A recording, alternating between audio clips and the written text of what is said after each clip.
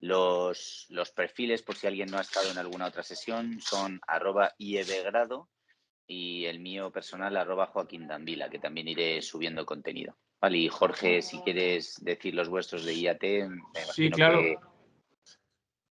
De mi lado es @IATbursátil en Instagram, si quieren seguirnos, seguir viendo el contenido que iremos compartiendo. El mío personal es voz.fdz, que ese es mi Instagram personal. Yo no tuve la buena aventura de hacer un cuadro profesional desde mi cuenta personal, pero ahí tendrán que tolerarme con todas mis locuras como decano del instituto. Entonces, sin más, si les parece bien, comenzamos. Les pedimos, como siempre, especial atención a cerrar sus micros. Tenemos un control master, pero a veces cuando entra la gente desactiva o activa, entonces les pedimos mucha atención para eso. La sesión tiene una duración aproximada de 1 hora. Si el invitado se extiende con alguna pregunta, pues habrá un poco de espacio para hacerlo así. Las preguntas que vayan teniendo a lo largo de la charla las pueden poner en el chat y las iremos leyendo al final. Y bueno, sin más, comenzamos si les parece bien. Mi querido Luis, muchísimas gracias por el tiempo y por compartir academia con nosotros. Bienvenida a nuestro invitado el día de hoy. Voy a dar una pequeña semblanza de Luis para que lo conozcan los que no tienen el gusto. Luis se unió al equipo de Equity Research de GBM en 2009 e inició su carrera como analista cubriendo empresas de baja y mediana capitalización en distintos sectores. En 2012 fue promovido como el analista senior de retail, sector que ha cubierto en México y en la TAM. A partir de 2021 está consolidado también la cobertura del sector de alimentos y bebidas, que no es nada pequeña, convirtiéndose en el Head Analyst de Consumer Goods para GBM. Luis es egresado de Administración por el ITAM y mi querido Luis, además, pues colaboras con una casa que es hermana nuestra en el IAT, con la que hemos hecho muchas cosas y seguiremos haciendo. Les tenemos muchísima estima y muchísimo respeto, entonces estamos encantados de tu presencia hoy. De nuevo, gracias por tu tiempo. El foro es tuyo. Bienvenido.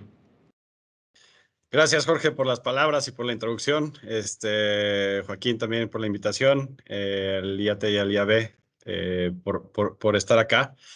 Y bueno, pues sí, un poco la idea de esta plática es, como bien dijiste al inicio, yo soy un analista fundamental, he hecho toda mi vida equity research en sell side.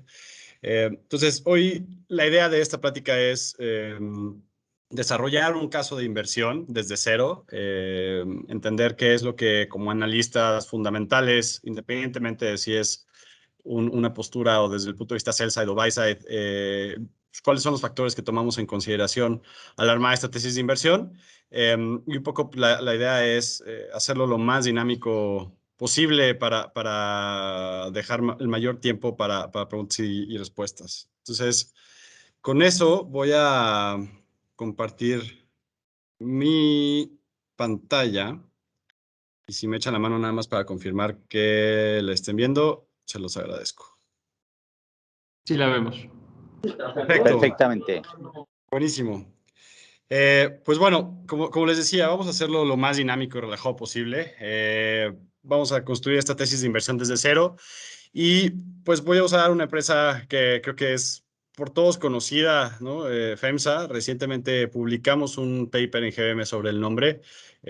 Como se van a dar cuenta al final y los invito a que se queden hasta el final de la plática, pues esta tesis de inversión la verdad es que ha causado bastante polémica en el mercado. Hemos recibido muchísimo feedback al respecto y bueno, pues esperemos que les pueda yo transmitir justo porque vemos claramente una oportunidad acá. Claramente no es una recomendación de inversión, es meramente un caso ilustrativo, ¿no? Y bueno, para empezar, esperemos que nadie aquí sea como el buen Michael Scott de The Office. Esperemos que esta charla nos ayude a evitar tomar decisiones de inversión donde pongamos en peligro nuestro capital en el largo plazo y vía construyendo tesis de inversión sólidas. Y bueno, pues ya se viene el fin de semana, así que esperemos todos estemos relajados, listos para una buena discusión. Así que para provocar esta discusión, voy a comenzar diciendo algo que espero cree algo de controversia y al final de la plática lo discutiremos. Yo no soy partidario del análisis técnico, mi formación es 100% fundamental. No entiendo el análisis técnico y por lo tanto no lo practico, pero afortunadamente en este foro seguramente habrá más de uno que me lo pueda explicar ya al final. Y bueno, Antes de pasar, ¿por qué no creo en el análisis técnico? Vamos a hacer un poquitín de historia, ¿no? En 1974, como seguramente saben, nace el concepto de value investing. Es una filosofía de inversión que crea Benjamin Graham en ese año y que se basa en tres postulados muy sencillos. El primer lugar, e importante, las acciones representan un interés fraccional en un negocio que es real y tangible. El segundo punto, el valor de ese negocio se puede determinar de manera razonable, al menos con cierto rango, a través del análisis fundamental. Y el tercero es que los precios de las acciones a través del tiempo van a fluctuar por encima o por debajo de este valor razonable como resultado de dos fuerzas humanas implacables, la avaricia y el miedo. Por lo tanto, como pueden ver en la gráfica, las brechas entre precio y valor van a tender a cerrarse en el tiempo por varios mecanismos internos. El mercado de repente despierta de la fiesta y se da cuenta de los errores en las valuaciones o en estas brechas y los corrige, o externos. La realidad termina por imponerse y las empresas con modelos de negocios que no son viables quiebran finalmente o que estaban prometiendo muchas metas de producción quizá muy altas, pues no llegan a dichas metas o a dichos crecimientos y por lo tanto el mercado corrige esas discrepancias. Si a más de uno se le vino algún nombre en la cabeza, al final los podemos platicar, ¿no? Así que después de esta breve introducción, vamos a pasar ya a la construcción de una tesis de inversión. Y el primer paso, y quizá el más importante, es justo el paso cero. ¿Cuál es la historia que queremos contar? Regresando al caso de FEMSA es solamente la historia de éxito, pero con un mercado estable y con poco crecimiento, o es en realidad un conglomerado de activos con pocas sinergias entre ellos, un management con poco enfoque en medio de tantos negocios y países que atender, o si me preguntan, que es la historia que más me gusta, es en realidad una colección de joyas coronadas con el mejor activo de retail en LATAM, con un amplio camino de crecimiento hacia adelante y un potencial de ser uno de los mejores o de los más grandes jugadores de fintech e e-commerce en México, por lo menos. ¿Por qué es importante este paso cero? Porque de él dependen varios factores. En primer lugar, las tasas de crecimiento, perdón, que vamos a utilizar para estimar nuestros flujos. El segundo, las tasas de descuento con las que vamos a descontar esos flujos a valor presente. Y tercero, la tasa de crecimiento a perpetuidad del negocio, entre otros, claramente. Pero es bien importante tener definida esa historia para que al momento de construir la evaluación y los modelos de descuento hagan total sentido. Entonces, vamos a definir la historia. Primero, ¿qué es FEMSA? FEMSA es cuatro cosas principalmente, como lo podemos ver. En primer lugar, FEMSA Comercio es OXXO, la cadena de conveniencia más grande de Latinoamérica. Es un consolidador en el sector farmacias con presencia en México y en Chile principalmente. Y el tercero, un negocio pequeño de gasolinerías en México. También es COF o Coca-Cola FEMSA, que es el embotellador público más grande del mundo y uno de los más rentables. El tercer punto es el más importante accionista minoritario de Heineken, que es la segunda cervecera más grande del mundo. Y finalmente es uno de los jugadores de logística y distribución más importante de las Américas. Esto es la definición a muy grandes rasgos de FEMSA. Pero donde me quiero concentrar es en este slide, ¿no? FEMSA, o esta gráfica en general, refleja perfecto la historia que queremos construir. Pasó de ser un negocio mayoritariamente de bebidas. En el año 2000, COF y cervecería representaban el 70% de las ventas y 84% de levita, son los dos círculos que ven del lado izquierdo. Claramente es un negocio rentable y con una gran generación de efectivo en su momento, pero quizá en aquel momento, con relativamente poco crecimiento orgánico, en realidad todo el crecimiento hacia adelante en la parte de COF vino principalmente por M&A o nuevos territorios. Y bueno, en general, pues hay un número limitado de refrescos y de cervezas que alguien se puede beber por día, ¿no? Claro, dependiendo del calor.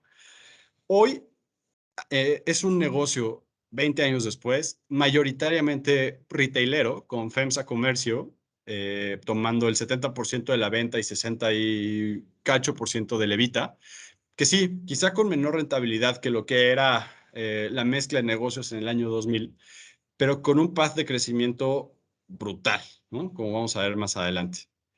Ahora, platiquemos un poco de ese camino de crecimiento. Y aquí empezamos a construir la tesis de inversión, ¿no? Al inicio les dije que creíamos, o la historia que más me gustaba de FEMSA es que es una colección de joyas que está coronada por el mejor activo de retail en LATAM y que tiene un amplio camino de crecimiento. ¿Cuál es ese amplio camino de crecimiento? Lo vemos aquí, ¿no? Nosotros llegamos a la conclusión del ejercicio que voy a platicar en un momento, que OXXO todavía tiene el potencial de duplicarse en México. Si hay alguien que no sabe qué es OXXO, OXXO básicamente es el mayor jugador de tiendas de conveniencia de Latinoamérica, con una gran presencia en México y que se ha ido desarrollando al resto de Latinoamérica. Entonces, es bien importante el statement que estoy haciendo. Creemos que OXXO tiene todavía el potencial de duplicarse en México. Es bien relevante porque OXXO pasó de ser, no sé, hace unos 20 años, cuando veíamos la gráfica que les enseñaba anteriormente, un negocio de 1,000 tiendas a ser un negocio de casi 20,000 tiendas. Entonces, el ejercicio que hacemos para entender el potencial de mercado en OXXO es todavía muy simple, ¿no? En México, el mercado de conveniencia vale alrededor de 22,000 millones de dólares, de los cuales 12,000 millones se venden todavía en más de 700,000 tienditas de la esquina. Entonces, el ejercicio es muy simple. Si la mitad de estas tienditas son sustituidas por tiendas de conveniencia en general, no solamente OXXO, en general, y OXXO mantuviera su participación de mercado, podrías añadir hasta casi 28,000 tiendas adicionales por sobre las casi 20 que tiene hoy OXXO en todo el país. Es exactamente el mismo ejercicio que hacemos para Colombia, para Brasil, para Chile y Perú. Y pueden ver ustedes en la parte de abajo dónde está el potencial hacia adelante. Claramente, países como Colombia y Perú, donde la presencia es muy pequeña y donde hay un nivel de informalidad en el mercado de retail en general y de conveniencia en específico, tiene un potencial muy amplio, pero claramente en toda la región hay todavía un path de crecimiento relevante. Ahora, el segundo punto, y es uno de los pushbacks que hemos tenido más, donde hemos tenido más pushback, perdón, de parte de inversionistas después de platicar esta historia, y que creo que también es parte del proceso de armado de una tesis de inversión, ¿no? O sea, el poder tener supuestos detrás de los estimados que hacemos o de los planteamientos que hacemos o de los puntos que hacemos, que sean, uno, corroborables, verificables, por supuesto, pero también pues que estén dentro del espectro o de algo que sea posible de lograr por parte de la empresa, ¿no? De nada sirve decir, no sé, ¿no? Pensamos que para justificar, y este es un ejemplo, ¿no? De lo que se platica en el mercado, ¿no? Por supuesto, no soy analista automotriz, pero bueno, ¿no? Para justificar el market cap de Tesla, ¿no? Que suma o en algún momento sumaba el market cap de todas las armadoras públicas, pero tenía una fracción de los vehículos producidos del resto, pues básicamente tenía que tener el 70% del mercado de vehículos eléctricos de aquí a 2030, ¿no? Puede ser, sí, definitivamente tienen el know-how para hacerlo, ¿no? Suena un poco arriesgado y le deja poco poder de maniobra al management, definitivamente, ¿no? Entonces, perdón por cambiar un poco de nombre, pero bueno, regresando a la parte de OXXO, creo que este punto que viene es de los más importantes, ¿no? Después de analizar la posición competitiva de OXXO como canal de distribución, por decirlo de alguna forma, para productos de consumo y entender los momentos de consumo de una tienda de conveniencia en general, pero específicamente como OXXO, llegamos a la conclusión de que el formato está más protegido que los autoservicios a la disrupción de e-commerce. ¿Y por qué? Porque si ven en las dos gráficas, en los dos círculos, donde comparamos los momentos de consumo de una tienda de conveniencia como OXXO, del lado izquierdo, y del lado derecho, los momentos de consumo para un supermercado tradicional, pues vemos que el 85% de las veces que vamos a un Oxxo, más o menos, vamos a comprar algo que sea de impulso o algo que se nos acabó en el momento, ¿no? Me desperté, quiero, no sé, desayunar unos huevos y no tengo huevos en el refrigerador, tengo que ir a bajar, caminar 5 pasos e ir al Oxxo. Muchos me dirán, claro, pero ¿qué pasa con los agregadores que hoy están tratando de explotar ofreciendo, perdón, entregas turbo o entregas express en menos de 10, 15 minutos? Mi respuesta es, y es la parte de abajo, ¿cómo como agregador compites con 20,000 puntos de venta? Yo creo que es imposible. ¿Eventualmente llegarán allá? Sí, definitivamente. Eh, para ese momento, que creo que falta mucho porque hoy no es rentable, necesitamos dos cosas. Uno, transaccionalidad, es decir, que esa recurrencia de, ay, se me antojó, necesito huevos, y entonces los pido en ese momento y me llegan en 10 minutos, que eso sea algo recurrente. Dos, que el ticket promedio de esas órdenes sean lo suficientemente robustos como para que el resto del modelo de negocio haga sentido. Y me explico. Vamos a suponer que en este ejemplo del unplanned pantry refill, yo me levanté, no tengo nada para desayunar y entonces en vez de pedir a un restaurante, digo, yo quiero hacerme mi omelette con jamón. No tengo ni aceite, ni huevos, ni jamón. Entonces, si lo pido en ese momento a un agregador, pues probablemente mi ticket promedio no pasará pues, por ahí de los 200 pesos, ¿no? Más o menos. Con 200 pesos, un agregador que ofrece un servicio express encuentra muchas dificultades o necesita demasiada recurrencia, es decir, demasiado volumen, para que al día de hoy ese, ese ticket sea rentable. En cambio, en Oxxo, esos 200 pesos son bastante rentables.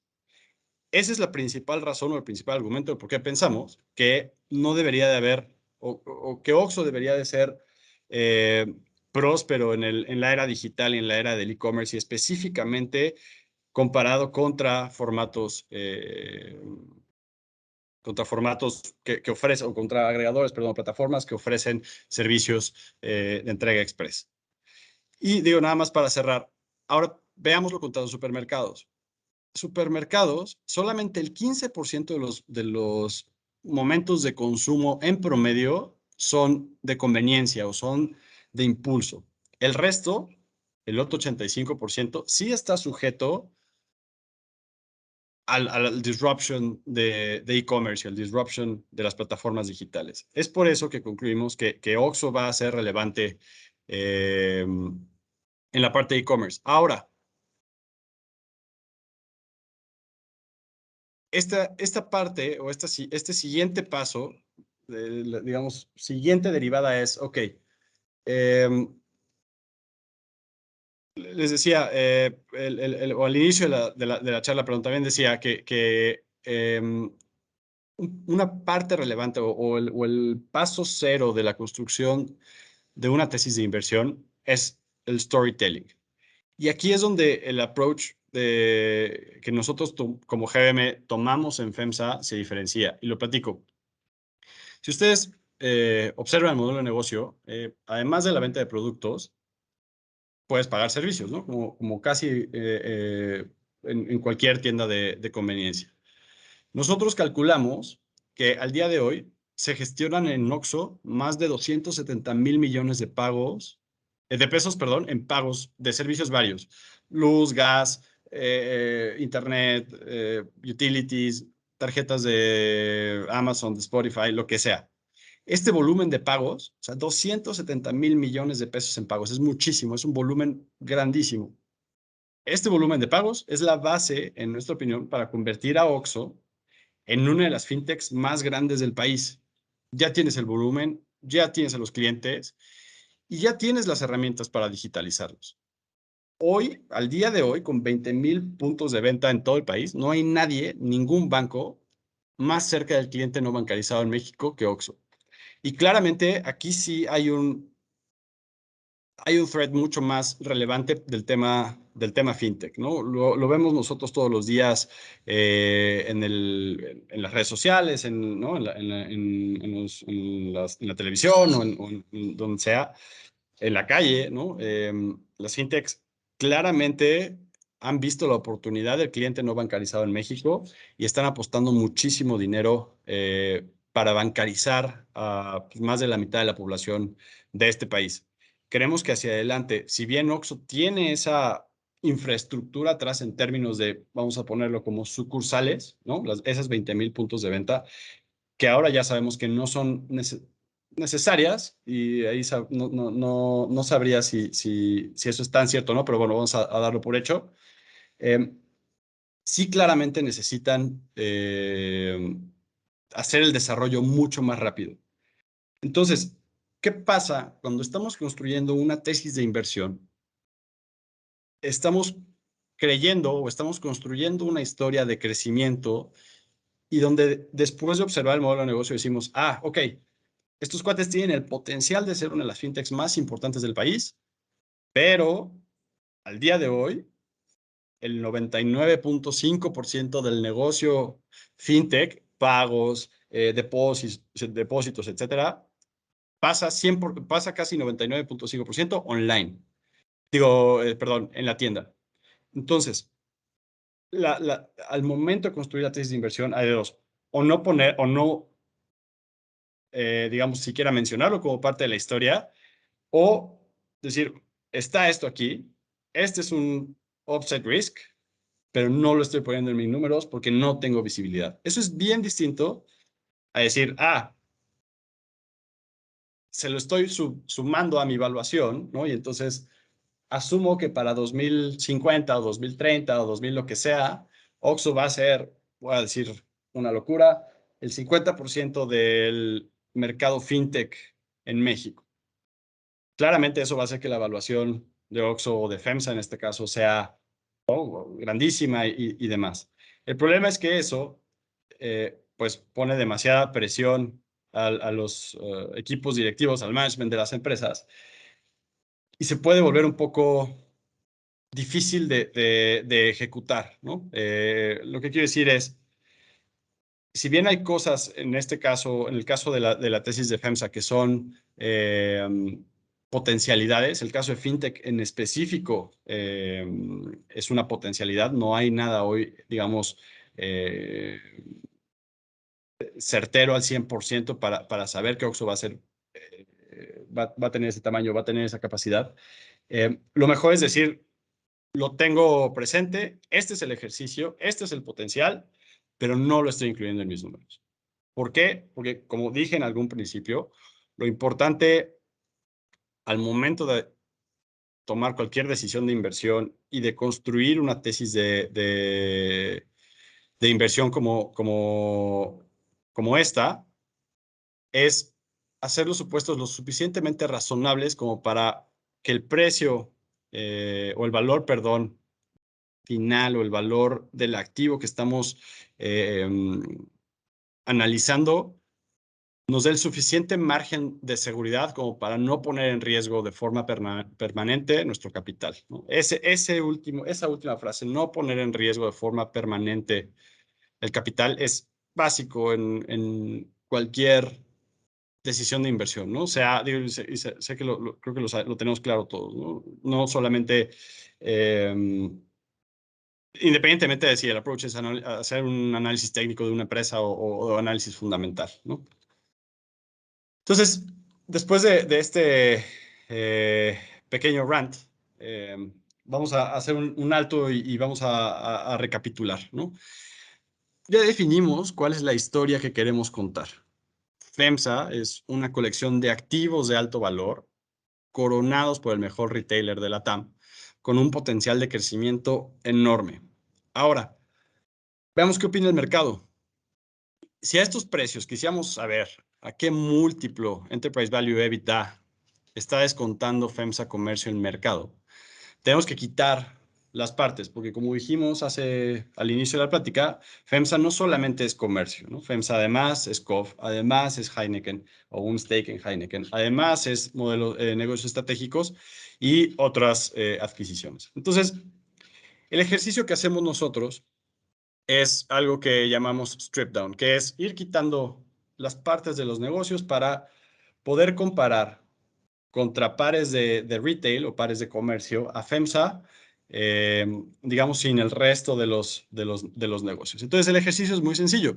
Partimos del valor del enterprise value de FEMSA, que son 673,000 millones de pesos, que vienen de 530,000 y cacho de market cap, 135,000 millones de deuda que se suman. Y entonces ahí sí empezamos a quitar las partes. Primero, el enterprise value de COF, digamos que no es parte de FEMSA. Recordar que COF cotiza en el mercado como una empresa pública. El resto, lo que no cotiza en el mercado, claramente es propiedad de FEMSA. Quitamos el valor del stake que FEMSA tiene en Heineken después de pago de impuestos, es decir, asumimos que FEMSA vendiera esa participación, son otros 156,000 millones de pesos, y quitamos dos cosas más, la parte de negocios estratégicos y las recientes adquisiciones a valor en libros. ¿Por qué a valor en libros? Porque, uno, son adquisiciones bastante recientes y no hemos visto su potencial. Dos, son negocios que a 10,000 pies parecería que no tienen tanta conexión entre ellos, aunque ahora, a últimas fechas, la empresa ha empezado a robustecer o a enfocarse un poco más en adquisiciones en Estados Unidos. Entonces, todo esto para llegar, después de quitarle a FEMSA, digamos, holding, sus partes, llegamos al valor implícito de FEMSA Comercio. Para el mercado en estos momentos, FEMSA Comercio vale un poquito menos de 300,000 millones de pesos, perdón. Si lo dividimos entre el EBITDA 2021 estimado, que es un nivel de EBITDA, digamos, normalizado, como recordarán, pues, como resultado de la pandemia en 2020, y una parte del 21, la generación de EBITDA de casi todos los retailers se vio comprometida, en algunos casos ayudada por la parte de supermercados, en el caso de conveniencia, que pues, dependen un poquito más del tráfico de la gente en las calles, se vieron un poco comprometidos, pero bueno, es un nivel, digamos, cercano a normalizado. El mercado está descontando o está pagando a estos precios al mejor activo de retail de la TAM a 8.5 veces Enterprise Value EBITDA. Para ponerlo como referencia, Walmart, que cotiza en México también, cotiza más o menos a entre 14 y 15 veces EBITDA, ¿no? Entonces, un descuento de más del 50% para el segundo retailer más grande de la región y que ha probado los últimos 20 años constantemente a generar valor, y generar valor me refiero tener un crecimiento sostenido y sustentable, generación de flujo, buenos retornos por encima del costo de capital, etcétera. Creo que no hace sentido ese descuento de casi 50%. Y bueno, para terminar y dejar más tiempo para preguntas y respuestas, que creo que es donde esperaría yo que agregue más valor. Como dicen por ahí, con esta me despido. Al inicio de la plática les dije que habíamos creado bastante polémica en el mercado por esta evaluación o por esta tesis de inversión. Y bueno, claramente, como dije al principio, esta no es una recomendación de inversión, pero pues esta es de esas pocas veces en las que un analista de sell-side tiene la oportunidad de jugarse el nombre y hacer bastante ruido en el mercado con argumentos sólidos y verificables. Después de un exhaustivo análisis, el documento que hicimos es de más de 150 hojas, y de entender las dinámicas del negocio, meternos a las entrañas del negocio, que es realmente como logramos construir esta tesis de inversión, pues llegamos a una evaluación objetivo para FEMSA que está muy por encima del consenso de analistas. Entonces, como equipo, a mí personalmente, pues esperemos que con el tiempo, con el favor del tiempo, logremos tener razón. Y con esto termino lo que tenía preparado. Digo, espero no haberme ido muy rápido y haber sido claro. Y entiendo que hay Q&A. Sí, Luis, muchas gracias a la gente que nos está acompañando en vivo. Si quieren poner alguna pregunta, como saben, está el chat abierto para que pregunten. Adelante, no se intimiden por nuestro querido Luis, que hizo una gran labor. Si no hay preguntas, yo continúo con algunas. Ahí me ves. Maravillosa tu presentación, Luis. Creo que es una pregunta que tanto el alumnado de la parte técnica como la parte fundamental tiene por igual. Siempre que está uno desde afuera del gremio y ve hacia adentro, se pregunta cómo llegan al consenso que me publican en el informe económico de la Casa de Bolsa, porque nada más llega el informe y me dicen, pues está tanto, postulamos que llegará tanto y nadie se detiene a explicar con peras y manzanas, digamos peras y manzanas técnicas a este nivel a dónde va la evaluación de una empresa y por qué. Yo creo que hay dos cosas admirables de lo que nos compartes. La primera es la capacidad de apegarse al rigor. Ese apego no es común, e incluso en la escuela el pensamiento fundamental, tú mismo seguramente lo has visto, hay quien prefiere elucubrar sobre el valor de una compañía, hay quien prefiere hacer una especie de que será como espectáculo de sus postulados de precios. Cathie Wood diciendo Tesla 4000 desde hace 6 años, que rayan lo absurdo los fundamentos. Esa es la primera cosa. Y la segunda, esto, que el analista tenga skin in the game para nuestros alumnos de la especialidad de análisis, para la gente del IEB que estudia también el máster en bolsa. Cuando un analista tiene esa oportunidad que tú dices, es como el torero que sale al ruedo y se juega todo, ¿no? Porque el gremio puede ser muy cruel y puede ser muy duro con las posturas de un analista. Al final, la razón, si te la da el mercado o no, acaba compensando todo lo que se pueda decir, pero creo que es muy admirable y muy valioso haberlo hecho y haber postulado lo que los datos te arrojan. Yo creo que de alguna manera eso te hace, aunque no compartas la escuela del pensamiento, un técnico, porque justo eso es un técnico al final de cuentas, ¿no? En la extensión amplia de la palabra se trata de entender la realidad desde los datos, no desde los sesgos, y eso me parece maravilloso. No hay preguntas, yo te quiero preguntar un par de cosas, en lo que si la gente se anima a hacer alguna pregunta. La primera es, con la evaluación que tienen ustedes, si me escuchas, creo que se te ofreció la... Ahí Sí, está. sí, yo aquí estoy, sí. Con la evaluación que tienen ustedes propuesta y con los precios en los que ha estado, por ejemplo, si el año pasado traían ustedes manteniendo COF, pues a los precios actuales traen una plusvalía del 50 y tantos por ciento, 53% más o menos. ¿Dónde está el límite, Luis? Es decir, ustedes con la responsabilidad de tomar el papel de gestores del portafolio y decir, tenemos que agarrar esta posición. Acá está nuestro número ideal, ¿no? Que va a 190 o lo que sea. Estamos desde 70, es un gran gol. Hay un límite, y hablo no nada más desde el prisma del analista, sino de la presión a quien le reporta el equipo de análisis. O sea, hay un límite donde alguien dice, oye, tomemos la utilidad ya, todas estas cosas que juegan, ¿dónde está el límite? Esa es, yo creo que la pregunta no solo para analistas, y creo que más bien para, justo lo decías,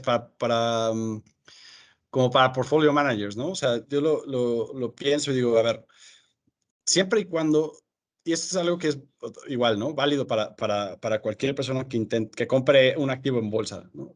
Si tu tesis de inversión sigue haciendo sentido, es decir, yo digo, oye, creo que, ¿no? Oxxo va a hacer, o sea, lo que acabo de platicar, ¿no? Va a abrir tantas tiendas, ok, perfecto. Y a los 3 meses, ¿no? Me doy cuenta que, oye, no, pues no va por ahí, ¿no? La empresa se está volteando digo, no es el caso, ¿no? Pero se está volteando, vamos a decir, a producir coches. Eso modifica completamente mi tesis de inversión, ¿no? Y los supuestos y lo demás, lo que yo estoy pensando. Entonces, la chamba del analista y de cualquier inversionista es justo estar constantemente probando que la tesis de inversión siga siendo válida, ¿no? Si al cabo de un año, independientemente del precio, ¿no? O sea, el precio creo que ese tiende a ser un poco más, pues como requisito, o sea, no lo quiero decir requisito, pero una forma en la que yo le transmito al cliente dónde creo que está el valor intrínseco de FEMSA, pero no necesariamente estoy diciendo, oye, en 12 meses o en 18 meses o en tal, va a llegar a 310 pesos. Si tuviera esa capacidad, pues, estaría del otro lado del teléfono, ¿no? Seguramente. Sí, no existen los magos. Exacto, pero a lo que voy es, los supuestos con los que tratamos de construir las tesis de inversión, al menos en GMM, y eso es algo que llevamos haciendo desde que yo entré, eh, es justo tener el suficiente margen de seguridad como para yo poder decir, oye, si el management no cumple, o si viene una pandemia, o si tienen que cerrar las tiendas, o si lo que sea, el valor, ¿no? de este negocio es tal, ¿no? Entonces, si se cae la acción o porque el mercado se puso nervioso, lo que sea, el valor es este no se modifica en tanto la tesis no cambia, ¿no? No sé si con eso respondí la pregunta. Sí, bastante bien. Hay un par de preguntas más. Una la medio tocaste, si quieres elaborar. Pregunta un participante, ¿una tesis de inversión se va modificando periódicamente? Idealmente, de largo plazo, no. O sea, mi convicción o nuestra convicción en FEMSA, por ejemplo, de que es un jugador relevante en FinTech y que tiene la posibilidad de duplicarse en tamaño en 10 años en Oxxo, pues no debería cambiar, ¿no? O sea, porque esa potencialidad sigue existiendo, ¿no? Y siempre y cuando la empresa vaya haciendo delivery. Pero justo lo que decía hace un momento, es bien importante estar checando que la empresa o que la historia que estamos contando se vaya dando, ¿no? Si de repente pasa un año y me doy cuenta que, como decíamos, ¿no? O sea, que no están ni un pelito cerca de hacer algo digital en términos de fintech, pues quizá habría que revisitar qué tanto, ¿no? La evaluación está dependiendo de eso. En el caso específico de FEMSA, y lo platicaba, lo decía en la charla, al no incluir en los estimados y en el assessment de valor nada de fintech, eso colchonea un poco esa evaluación, ¿no? O sea, si yo dijera, es que vale 300, pero tiene que tener el 50% del mercado de fintech, que es un poco lo que decías, ¿no? O sea, sí, Tesla puede valer 6,000, sí, por supuesto, 10, lo que quieras, ¿no? Pero pues tiene que tener el 90% del mercado de EVs en el mundo y que EVs sea el 90% de todos los coches que se vendan en, pues, fine, ¿no? Pero eso tiene un riesgo de ejecución, sobre todo, inmenso, ¿no? Sí, jugar al caos con las variables es muy sencillo en un Excel y en la vida real hay que considerar pues eso, la realidad. Tal Gran cual. respuesta. Pregunta otro participante, ¿cuáles serían los puntos básicos a considerar para armar mi tesis de inversión? Este, voy a dar la plática otra vez, pero no, muy sencillo. O sea, en primer lugar, paso cero es entender qué es la historia que vamos a contar, cuál es la historia que vamos a contar, ¿no? O sea, las tesis de inversión al final son una historia, ¿no? Cuando yo te lo platico a ti, inversionista, pues es una historia. Yo te quiero contar la historia de que Uber no es una aplicación de taxis, es un agregador de logística global, ¿no? Tesla no es un fabricante de autos, sino es un jugador game changer en el cambio climático, ¿no? La lucha contra el cambio climático. Ese tipo de cosas, al final son el storytelling, es el paso cero. De ahí, qué tan creativo, como decías hace rato, te pones en los estimados y en los assumptions y demás, pues esa es otra cosa, ¿no? O sea, de repente me ha tocado ver evaluaciones cuyo el crecimiento implícito implica valga la redundancia, pues que X empresa termine vendiendo en Marte, ¿no? O sea, pues o sea, eso está imposible.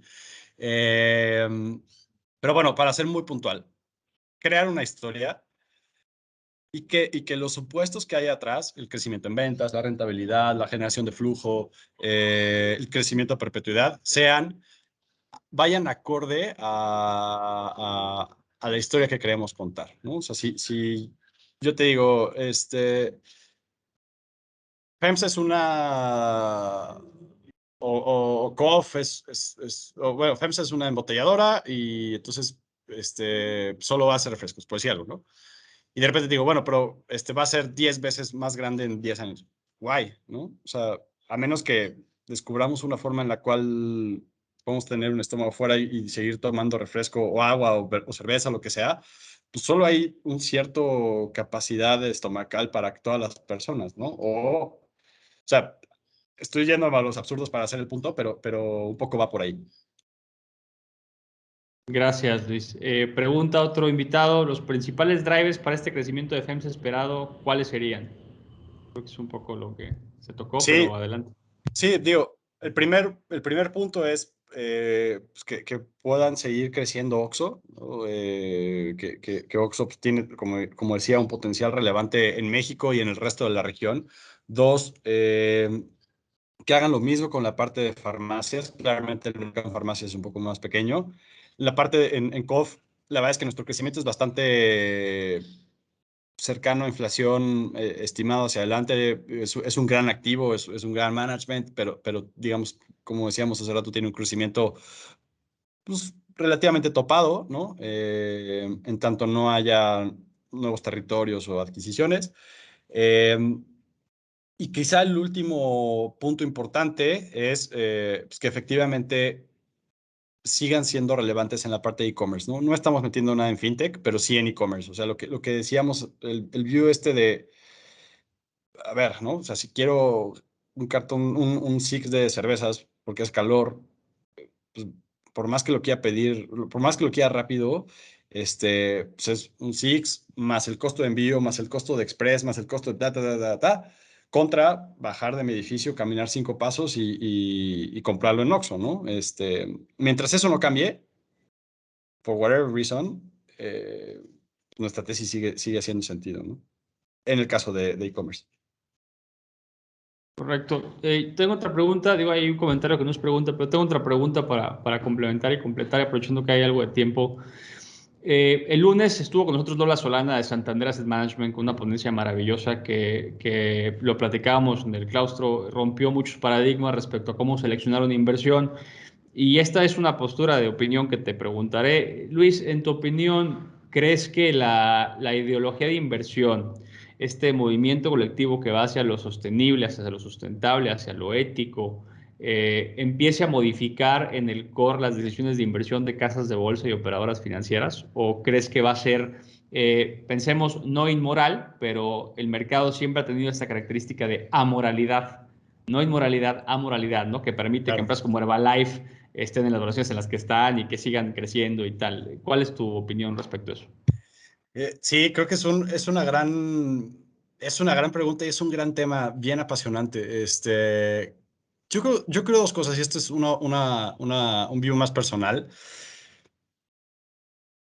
Un poco lo que estamos viendo en la parte corporativa es reflejo de lo que está sucediendo en la sociedad, ¿no? En general. O sea, el empuje hacia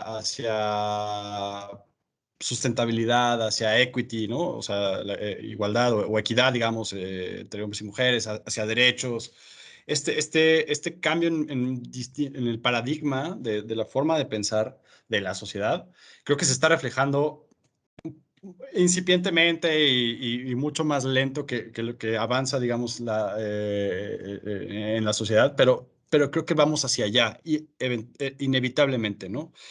Eso es un comentario personal. Específicamente, o traduciéndolo a inversiones, yo creo que sí las empresas, o sea, sí hay ciertos estudios y en GBM justo acabamos de lanzar un equipo específico dedicado a ESG, donde el financiamiento efectivamente de las empresas pues que demuestran sí ser sustentables, que tienen ciertos indicadores, sí se fondean a costos más bajos que digamos, una empresa que no demuestra esos estándares de ESG, ¿no? Entonces sí creo que además hay un incentivo económico alineado a este tema. Ya de ahí nos podemos meter a un debate, si fuera jueves a las 6 de la tarde o 7, ya el debate sería un poco distinto, ¿no? De si es en serio, si no es en serio, si es pinkwashing o bla, bla, o no, greenwashing o lo que sea, o que realmente van en serio. Pues cada quien tendrá su opinión, ¿no? Se pondría filosófico. Gracias por la Sí, respuesta. exacto. Hay una pregunta más. Dice un participante, he estado investigando sobre el mercado inmobiliario. Hay ahorita corredores que están ofreciendo rendimientos muy altos por participaciones inmobiliarias. Ahora específicamente de México, por lo que entiendo. ¿Es mejor invertir en el mercado inmobiliario mexicano o en el mercado bursátil mexicano? Mira, pues dado que me dedico al mercado, estoy en el mercado bursátil Sin mexicano, sesgo te al diría hogar, sino que, sin sesgo al hogar de analista. A tu opinión, adelante. me daría un balazo en el pie si te dijera que mejor compres una casa, ¿no? Pero creo que hubo, o sea, en general, digo, no soy experto en inmobiliarios, pero sí creo que hubo en algún momento en la pandemia eh, dice, pero me gustan los negocios físicos.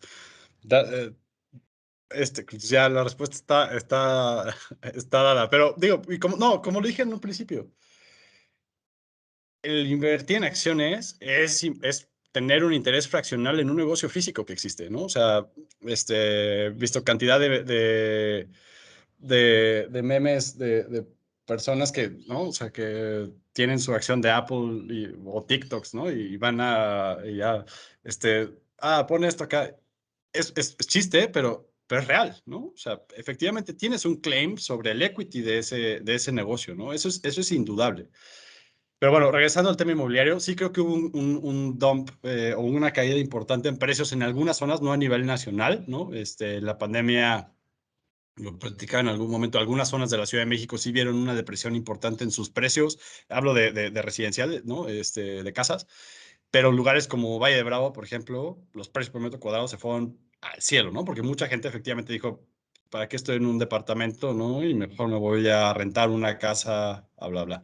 Entonces, el único consejo sería, depende del precio, ¿no? O sea, la máxima que platicamos hace un momento, ¿no? O sea, invertimos dinero pensando en no poner en riesgo la pérdida permanente de capital. Tú como inversionista es válido para cualquier cosa. Una casa, una acción, lo que sea, ¿no? Correcto, gracias por la respuesta. Pregunta otro participante, ¿alguna bibliografía que recomiendes sobre tesis de inversión? Pienso que habla específicamente sobre literatura para aprender a construir una tesis de inversión. Mira, yo creo Estoy en que el ITAM, puede ser puede ser una buena comercial de la casa. sí, sí, yo creo que a mí alguien que me gusta mucho y digo, es muy estructurado, es muy, ¿cómo se dice? Al final es profesor en Columbia, digo, en NYU, perdón, es Damodaran, ¿no? Aswad Damodaran. La página es muy sencilla, pero muy, muy, rica en contenido, ¿no? O sea, hay desde bases de datos hasta, no sé, justo, ¿no? O sea, spreadsheets de, oye, a ver, vamos a evaluar Tesla y vamos a ver si efectivamente puede llegar a 6,000. ¿Qué necesita para llegar a 6,000, no? Y tiene blog, bla, bla. Entonces, la página o el blog de Aswad Damodaran creo que es muy, muy bueno justo en esa parte del storytelling y de que lo que digo se machea en el spreadsheet, ¿no? Muy bien, sí, si puedes escribir en el chat para que tenga la referencia el público, digo, no tiene que ser ahora, pero Acá para la- que puedan guiarlo. Pues creo que no hay más preguntas, dicen los participantes que muchas gracias. Luis, pues con tiempo de sobra y con muy buenas preguntas respondidas, te agradecemos muchísimo tu tiempo, la verdad es que es un deleite escucharte, un deleite entender la construcción de un argumento y como tú dices, de poder sustentar desde los datos, desde una articulación bien pensada, bien inteligente, que no raye en la fantasía a dónde va una compañía y además creo que trae el valor implícito yo pienso que el análisis es una de las labores más nobles porque estás poniendo hacia adelante la perspectiva de una empresa de la que dependen trabajos, familias, industrias completas y estás invitando con tu articulación y con tu análisis a la gente a unirse a eso y a seguir construyendo el futuro industrial de un gremio o el futuro de la civilización si nos vamos todavía más lejos. Encantados, muchísimas gracias por tu tiempo, Luis, por la hora que nos has regalado. Felices de Hombre, tenerte en feliz. la casa. Feliz, feliz. Digo, a mí me divierte mucho siempre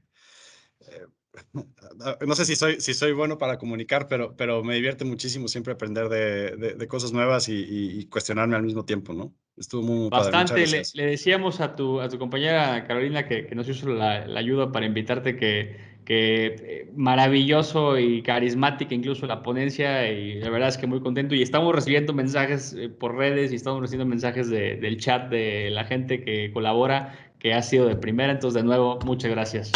Gracias a ustedes. Nos vemos pronto. Que estén bien. Hasta luego. Chao. Muchísimas gracias, Luis. Gracias. Gracias, Joaquín. Que estés bien.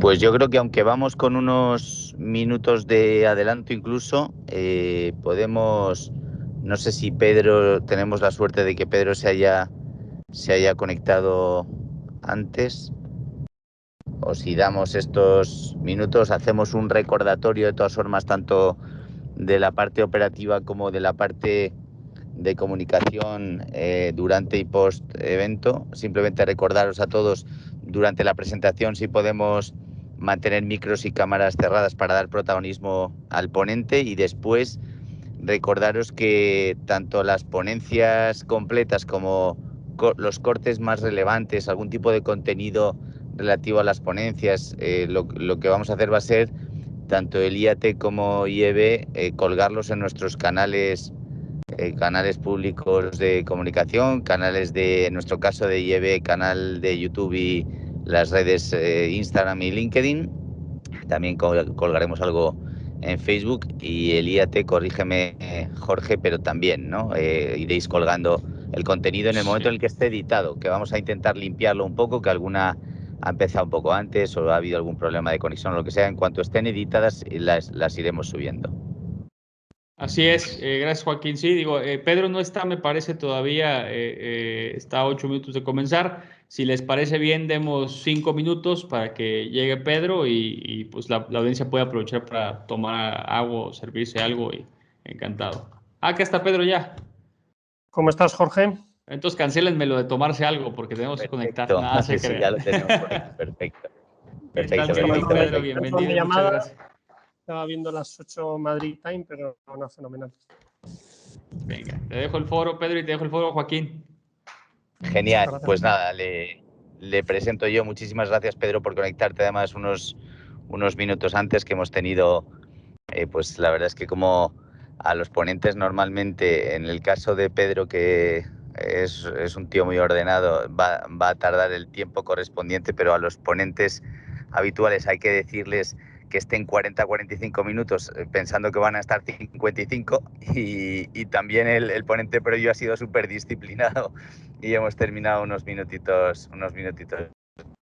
de antes. Pues nada, lo primero, muchísimas gracias, Pedro, muchas gracias por estar aquí con nosotros. Recordaros a todos los asistentes que la sesión quedará grabada y os la haremos llegar. Bueno, la ponencia que tenemos ahora es para el IEB, pues es un gusto, ¿no?, presentar a uno de nuestros profesores estrella, ¿no?, que lleva además varios programas relacionados tanto con la banca de inversión como con bastantes novedades dentro del mundo financiero, ¿no? Temas de inversión en energías renovables, debt advisory. De hecho, Pedro, después de sus inicios profesionales como consultor tanto en Accenture como en EY, y de un paso por una gran multinacional del sector energía como es Iberdrola, ¿no?, lleva algo más de 15 años en BBVA, ahora mismo como director de un área que yo creo que nos lo explicas tú mejor, porque es para el norte de Europa y tal. Yo siempre lo leo en inglés y casi prefiero que tú detalles ahora, Pedro. Y sobre todo yo creo que dentro del área de banca de inversión, ¿no? Y precisamente nos va a hablar de un poco de la transformación que está sufriendo el nuevo entorno de los mercados de capitales. Te damos las gracias, Pedro. La verdad es que es un gusto trabajar contigo. Desde IAT también nos han transmitido que era esta una ponencia súper esperada. Todos queremos aprender muchísimo de ti. Te dejo el micro y cualquier cosa. Lo que sí, recordaros a todos, cualquier tipo de pregunta a lo largo de la sesión la anotamos en el chat y al final pues dentro de 50 minutos o así, Pedro leerá el chat o yo le ayudo y le leo las preguntas importantes que haya habido. Y si hubiera más de lo normal, pues se las haremos llegar a posteriori. Muchísimas gracias, Pedro, todo tuyo. Fenomenal. Muchísimas gracias, Joaquín y Jorge, ¿no?, por la oportunidad de participar en el primer simposium que yo me he conectado a varias sesiones y espero estar a la altura y creo que es una magnífica oportunidad de todos de aprender.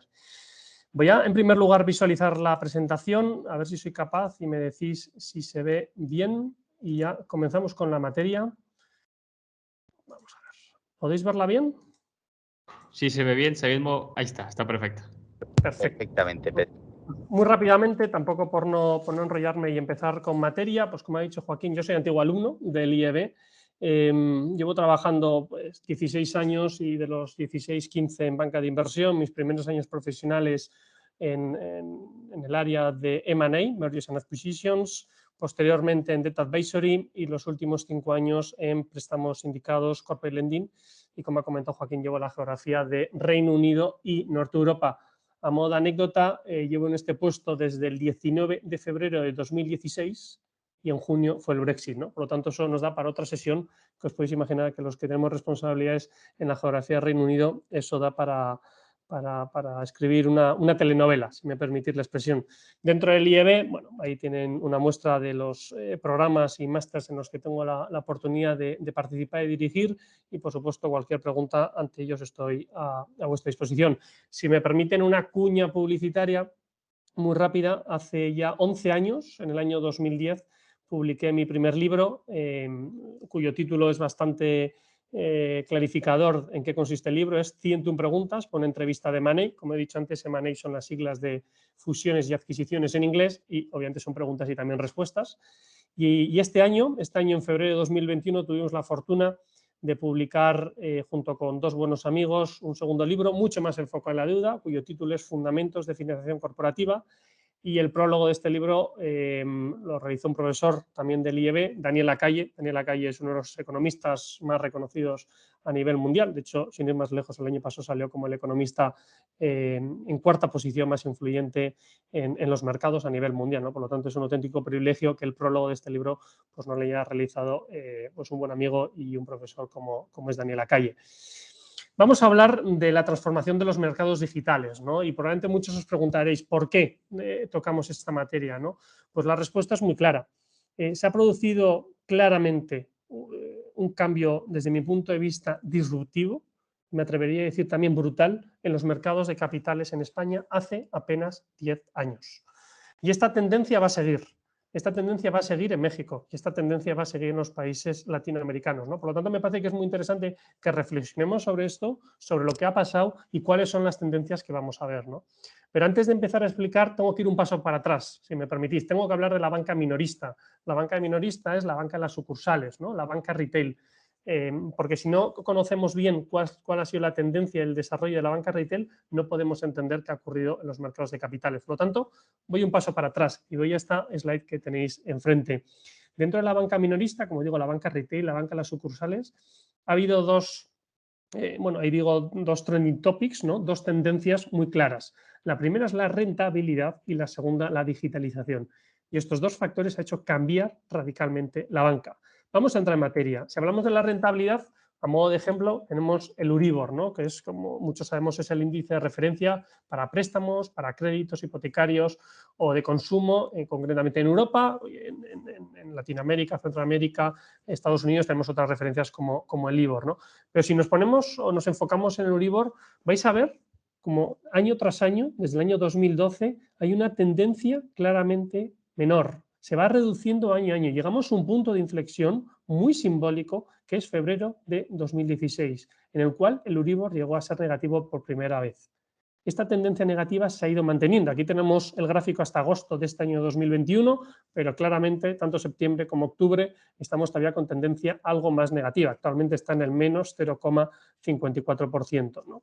Por lo tanto, esto es un factor que obviamente penaliza muy mucho la rentabilidad de este tipo de operaciones. ¿Eso qué hace? ¿Eso qué provoca? Por lo que estamos viendo, que el margen bruto en general de la banca tenga una tendencia claramente descendiente. No vais a ver muchos sectores, no vais a ver muchas compañías con una gráfica como la que estáis visualizando ahora mismo.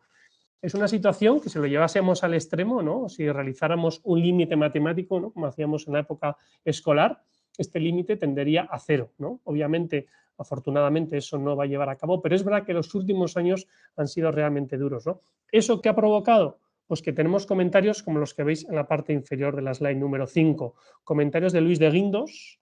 Luis de Guindos es actualmente el vicepresidente del Banco Central Europeo y anteriormente fue ministro de Economía, Industria y Competitividad en España. Ya veis los comentarios que hace. Luis de Guindos afirma que el 90% de los bancos europeos no son rentables, ¿vale? Se dice pronto, se dice rápido, pero es un mensaje realmente grandilocuente, ¿no? Al menos se puede decir. Otra frase, Guindos dice que el COVID-19 obliga a la banca a acelerar la reducción de costes y las fusiones, ¿vale? Esto es un poco una situación en la que nos encontramos todos, que yo creo que somos bastante conscientes, pero vamos a seguir avanzando. ¿Cuál es la situación en la que nos encontramos en España? A modo de referencia, pues que hemos pasado en apenas 10 años, que 10 años en la carrera profesional supone, digamos, un periodo corto realmente muy reducido, de 62 entidades financieras a 10 entidades financieras, ¿vale? Por lo tanto, nos encontramos en una situación en la cual, como podéis observar, la reducción que se ha producido en la oferta es realmente simbólica, ¿vale? Voy a utilizar la palabra dramática, pero voy a utilizar la palabra simbólica. La última operación, sin ir más lejos, es la que ya ha sido pública y ha sido aprobada, la de CaixaBank y Bankia, y las que quedan por llegar, ¿vale? Tanto probablemente en este año como en los futuros ejercicios, ¿vale? ¿Esto qué ha provocado? Pues esto ha provocado pues, que, obviamente, tras fusiones frías, tras adquisiciones, el número de sucursales bancarias se reduzca. Llegamos a un pico, concretamente en España, a tener casi más de 45.000 sucursales, ¿vale? Y ahora estamos en niveles por debajo de los años 80. Por lo tanto, la reducción que se está produciendo es claramente dramática. Aquí sí que me atrevería a utilizar esa expresión, y la reducción es muy simbólica, ¿no? Y lo que es importante reseñar es que esto todavía le queda, ¿vale? Todavía nos quedan años digamos, de desagüe, todavía nos quedan años de seguir digiriendo esta tendencia en la cual nos estamos encontrando en los mercados financieros a nivel de instituciones crediticias y de bancos, y la situación es un poco la evidente en cuanto a números sucursales y en cuanto a las personas, a los profesionales que trabajan. Pero es importante reseñar una cosa, todo lo que estamos hablando en estos primeros minutos estamos haciendo referencia a la banca retail, a la banca minorista, a la banca de las sucursales, ¿vale? ¿Cuál es el otro factor que ha tenido una influencia vital, una influencia que ha afectado en la vena, ¿no? En el corazón de la banca? La digitalización. Como podemos observar en la slide inferior, en el wording inferior, la evolución de la banca digital es imparable, ¿no? Menos oficinas, más digitalización. Me parece muy simbólico ese gráfico. Hace apenas 10 años íbamos para el 40% de las operaciones financieras de nuestro día a día, pedir un préstamo, realizar una consulta, un cambio de divisas, íbamos a las sucursales bancarias. El año pasado, dato del año 2020, eso se redujo al 10%. ¿Vale? Todos somos conscientes de que gracias a las aplicaciones de móvil, gracias a las conexiones que tenemos, pues tenemos una gran facilidad de utilización, y eso ha provocado pues, todo lo que hemos dicho anteriormente, ¿no? Eso favorece la reducción de sucursales bancarias, eso hace que se necesiten menos personal digamos, para la operativa del día a día. Pero en cambio, la evolución en la banca de inversión, en cambio en la banca minorista, es justo la opuesta, ¿vale? Como podemos ver, dentro del mundo de la digitalización ha habido varias tendencias, ha habido varias fases. Una primera fase en la cual, bueno, pues todos nos instalábamos las aplicaciones en el móvil, nos instalábamos aplicaciones en las tabletas, en los iPad. Eso llegó prácticamente hace ya 10 años. Una segunda fase en la cual las instituciones financieras intentaban aportar un valor añadido, ¿no? A través de sus aplicaciones. Ahí tenemos una muestra, ¿no? Ya se podía hacer la transferencia de dinero a través del móvil, te podían valorar determinados activos, como puede ser un coche, un auto, como puede ser un bien inmueble, una vivienda, de forma muy rápida, concisa y con datos realmente espectaculares, ¿no? Eso llegó hace prácticamente 5 o 6 años. Y ahora estamos en una tercera fase en la cual estamos, la banca tradicional está luchando con los neobancos, ¿no? O los Challenging Banks. Básicamente son instituciones que tienen distintas tipologías de licencias. Pueden ser licencias de dinero electrónico, puede ser licencia bancaria, que en el fondo es exactamente igual que un banco, con una institución financiera, y lo que hacen es, a través de un formato, digamos, más friendly, a través de un formato mucho más digital, a través de funcionalidades que intenten aportar valor añadido, buscar un público concreto que igual no tiene interés en la banca tradicional y sí puede tener interés en la banca, digamos, moderna, ¿no? En los nuevos neobancos, ¿no? Y luego, por supuesto, no me puedo olvidar de los grandes animales, ¿no? Si me permitís la expresión inglesa, como puede ser Google, Amazon, entre otros, ¿no? Que si ellos tienen interés en participar en este mundo, ellos tienen interés en adentrarse en los mercados financieros, en la banca, pues obviamente no tengo ninguna duda de que serán caballos muy ganadores, ¿no? Todo esto que os he contado es lo que os decía al principio. Me parecía muy interesante el entrar en una primera fase, en unos primeros minutos, entender cómo ha sido la evolución de la banca retail. ¿Por qué? Porque eso ha supuesto un claro driver en la evolución de los mercados de capitales, ¿vale? Yo proponeros un ejemplo muy concreto. Como he dicho anteriormente, yo empecé a trabajar en el año 2005, ¿vale? En aquel momento, en el año 2005, los mercados de capitales en España y las emisiones de capitales, concretamente de bonos, lo hacían un número de compañías muy reducido en España, se podían contar apenas con los dedos de las manos, pero en cambio un momento muy claro, un momento muy preciso, la anterior crisis de las hipotecas subprime, que cuando ya nos ponemos a hablar de la anterior crisis, sobre todo las personas que sois más jóvenes, os puede parecer un tiempo muy lejano.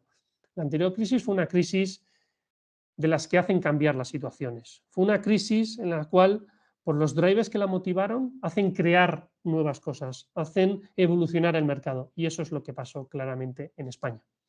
En España llegó la crisis ligeramente unos años más tarde que, digamos, las hipotecas subprime en 2007 que ocurrió en Estados Unidos, la quiebra de Lehman Brothers en el 2007, las hipotecas subprime en 2008. En España llegó en el año 2010-2011, ¿no? Y en aquel momento la financiación bancaria cerró el grifo. La financiación bancaria no tenía capacidad para dar, digamos, la financiación que daban en el pasado. Por lo tanto, muchas compañías, y ahora ya me paso al mundo de banca mayorista, me paso al mundo de banca de inversión, muchas compañías, muchos corporates no tenían esa posibilidad de tocar la puerta a las entidades financieras porque el grifo estaba cerrado.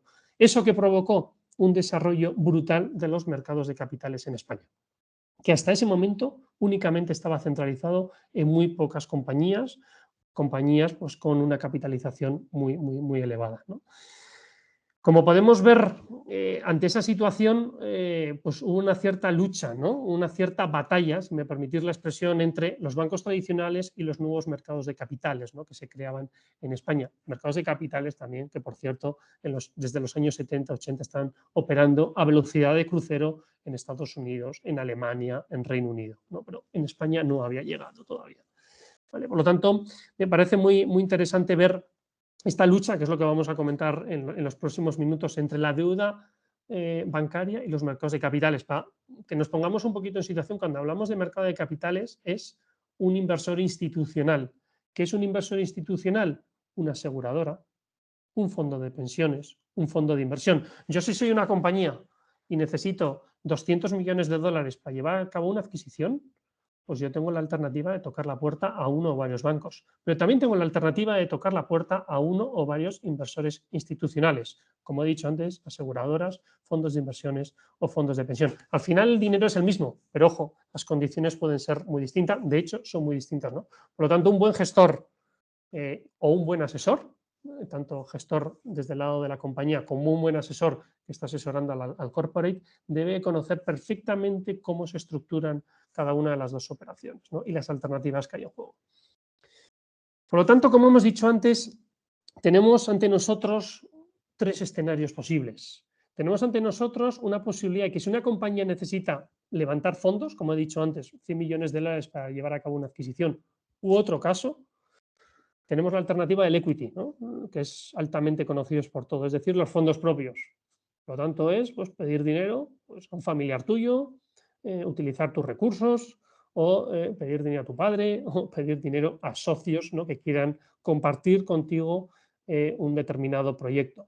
Pero tenemos otras dos alternativas encima de la mesa. Como veis en la segunda columna, la financiación bancaria y los mercados de capitales. Pero la pregunta primera que se nos plantea, y eso es una de las discusiones que solemos realizar en el curso de Debt Advisory, es: ¿esto está abierto para todos los corporates? ¿Estas dos alternativas son posibles para cualquier compañía, independientemente de su volumen de ventas, de EBITDA, de generación de caja?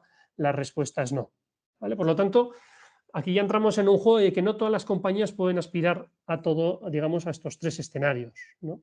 Si hacemos un símil concretamente de España, en torno al 85% de las compañías españolas a día de hoy, año 2021, se financian con deuda bancaria y en torno a un 15% con los mercados de capitales. La situación en Europa, sin incluir España, es 50-50. Curiosamente, la situación en Estados Unidos es justo o casi la opuesta a la que tenemos en España. Únicamente el 20% de las compañías americanas se financian con deuda bancaria y un 80% de las compañías americanas se financian con mercados de capitales.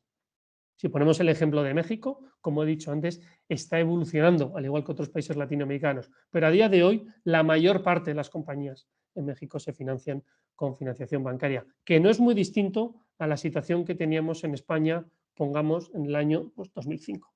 ¿Vale? Es muy interesante el último artículo, que de hecho es muy reciente, bueno, de este año, ¿no? Que dentro de la geografía de México, ¿no? Varios expertos económicos, ¿no? Temen otro año lento para los mercados de capitales en México. ¿Por qué? Porque está empezando, está arrancando. Pero el momento que arranque va a ser imparable, ¿no? Y obviamente tanto México como probablemente Brasil van a ser claramente las dos geografías, ¿no? Que van a dirigir, que van a coordinar y que van a dirigir, si me permitís la expresión, el barco, ¿no? De los mercados de capitales en Latinoamérica, y tenemos bastantes hechos muy evidentes de que esa tendencia va a tender ahí, ¿no? Pero como he dicho anteriormente, esto no nos podemos quedar aquí. Aquí la profundidad que se le puede dar es brutal. Dentro de la financiación bancaria tenemos conceptos como financiación bilateral, préstamos sindicados, bridge financings, que son préstamos puente. Dentro de los mercados de capitales, la amalgama de productos es impresionante. Podemos estar hablando de bonos investment grade, bonos high yield, ¿no? Que muchas veces en lenguaje castellano los denominamos o mal denominamos bonos basura. No tiene nada que ver con la basura. Son bonos realmente muy interesantes, ¿no? Y que cualquier inversor, tanto de equity como de deuda, debería conocerlos a la perfección. Las colocaciones privadas, el famoso direct lending, ¿no? Por tanto, como veis, tenemos muchas opciones encima de la mesa, muchas opciones que esto es, o digamos, esto es algo novedoso en el Reino de España de hace apenas 10 años, pero no es novedoso en Estados Unidos, como he dicho anteriormente, no es novedoso en Reino Unido y claramente también es novedoso en países como puede ser México, Latinoamérica, ¿no? Pero esta tendencia, como he dicho anteriormente, esto va a llegar y esto se va a mantener, ¿vale?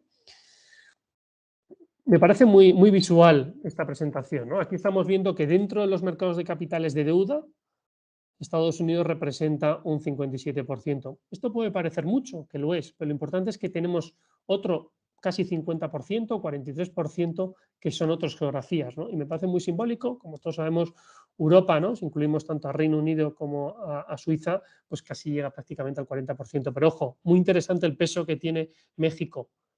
Está comenzando, pero esta tendencia, como hemos dicho, no va a parar, ¿no? Por lo tanto, luego tenemos otras geografías, como puede ser Australia y Japón, ¿no? Que al final, siendo un país relativamente pequeño, tiene un peso muy simbólico, ¿no? Por lo tanto, esto ha llegado para quedarse, esto no es, si me permitís la expresión, una moda, ¿vale? Esto es una corriente que va a fluctuar y que se va a acercar absolutamente a todas aquellas compañías que sean sofisticadas.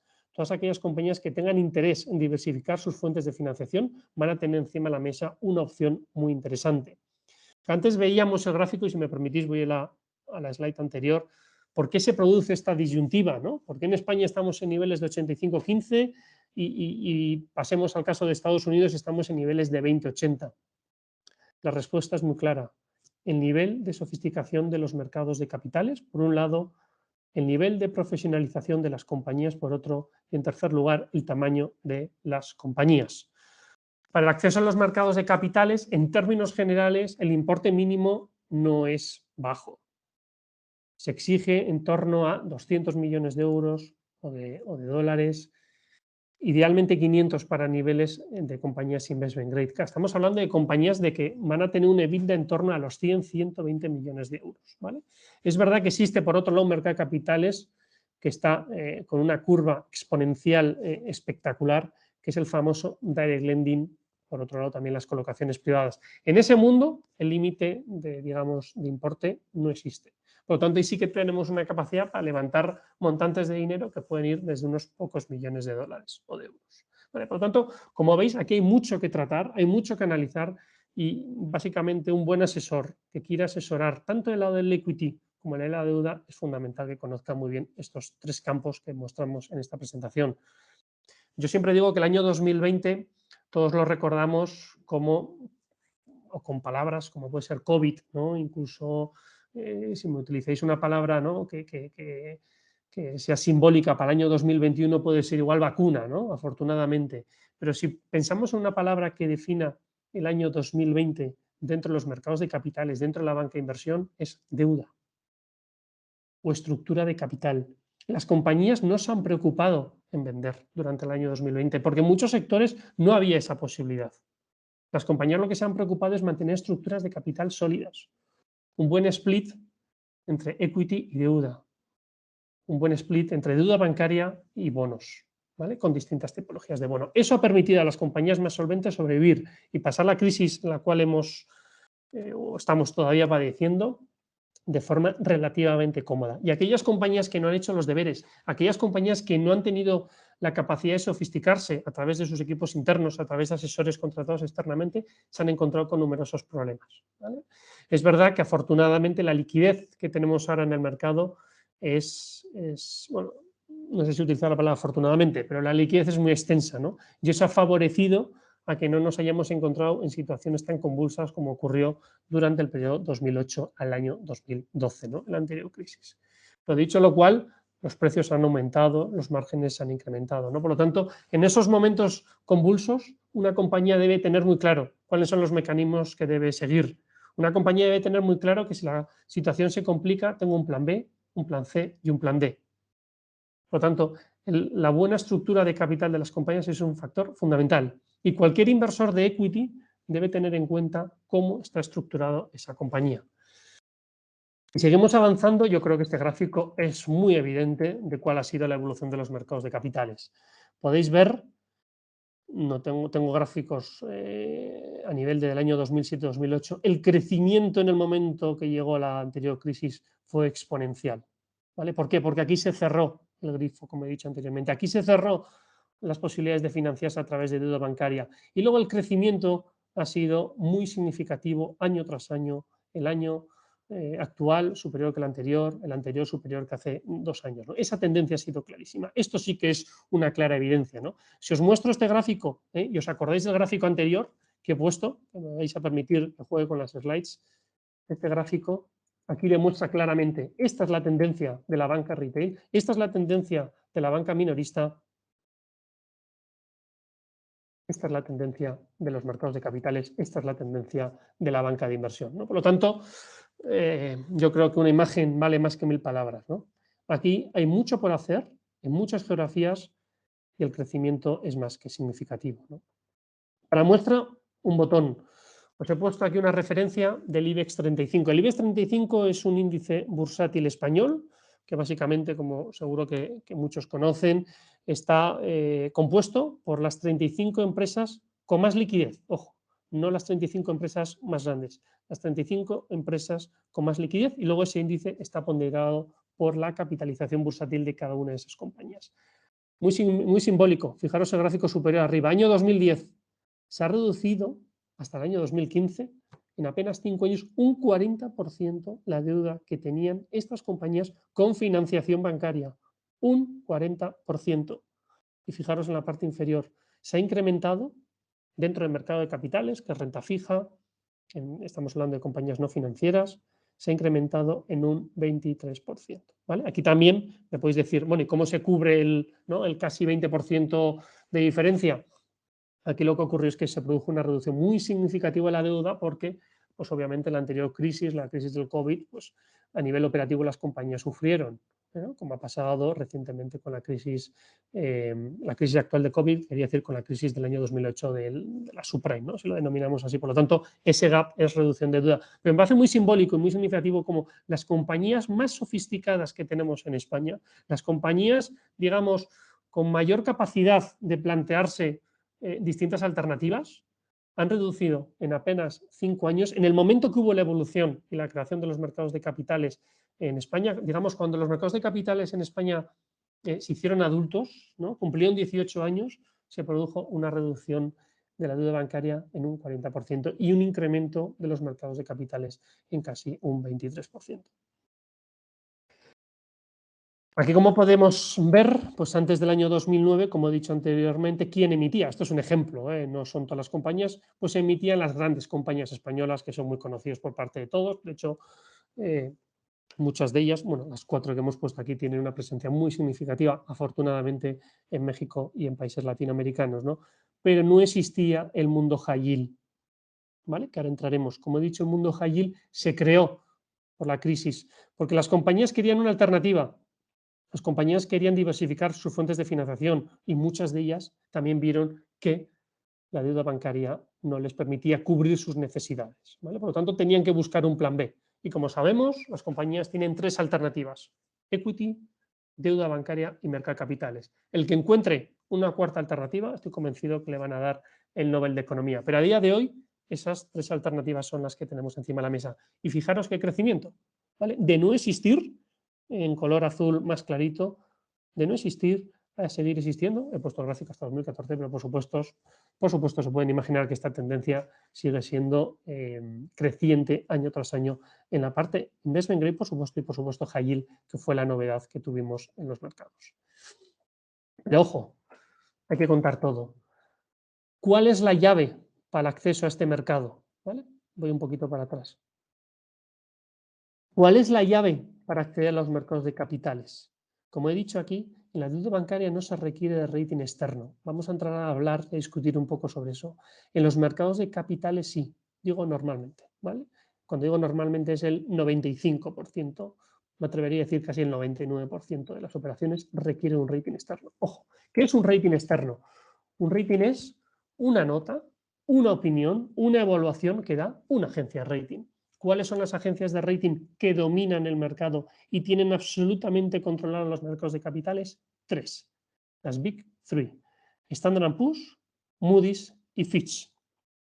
Estas 3 compañías, digamos, son la llave para el acceso al mercado de capitales. Es muy difícil acceder a los mercados de capitales si no tienes una nota, si no tienes una opinión de una o de varias agencias de rating, como son estas 3. Estas agencias de rating, en definitiva, lo que te hacen es valorar el crédito, analizar cómo es la deuda de esa compañía. La deuda de esa compañía está bien estructurada, le pongo una nota alta. Le pongo un sobresaliente, un notable. La deuda de esa compañía no está bien estructurada, le pongo una nota baja. Cuanto peor nota tengas, tus precios, tus cupones van a ser más altos. ¿Por qué? Porque los inversores van a ver que ese bono tiene más riesgo. Y está la clara evidencia, ¿no?, que hemos estudiado todos en la universidad. Más riesgo, más rentabilidad. Más riesgo, más coste. Por lo tanto, las compañías lo que tienen que intentar es sacar cuanto mejor nota posible. ¿Por qué? Porque cuanto mejor nota posible tengan, el coste de los bonos será más barato. El coste de los mercados de capitales de los bonos será más económico. Pero fijaros qué interesante la reflexión que vemos a la derecha de Thomas Friedman. Thomas Friedman es un economista que trabaja actualmente en el New York Times, ha ganado 3 premios Pulitzer, y me parece brutal, espectacular, esta frase que dijo en el año 1996. Existen 2 superpotencias en el mundo, Estados Unidos y Moody's, repito, el americano. Mientras Estados Unidos te puede destruir lanzándote bombas, Moody's acaba contigo bajando la calificación de tus bonos. Y no está claro quién es más poderoso. Como hemos dicho antes, Moody's es una de las agencias de rating, como podéis ver. Fijaros esta frase en un contexto del año 1996.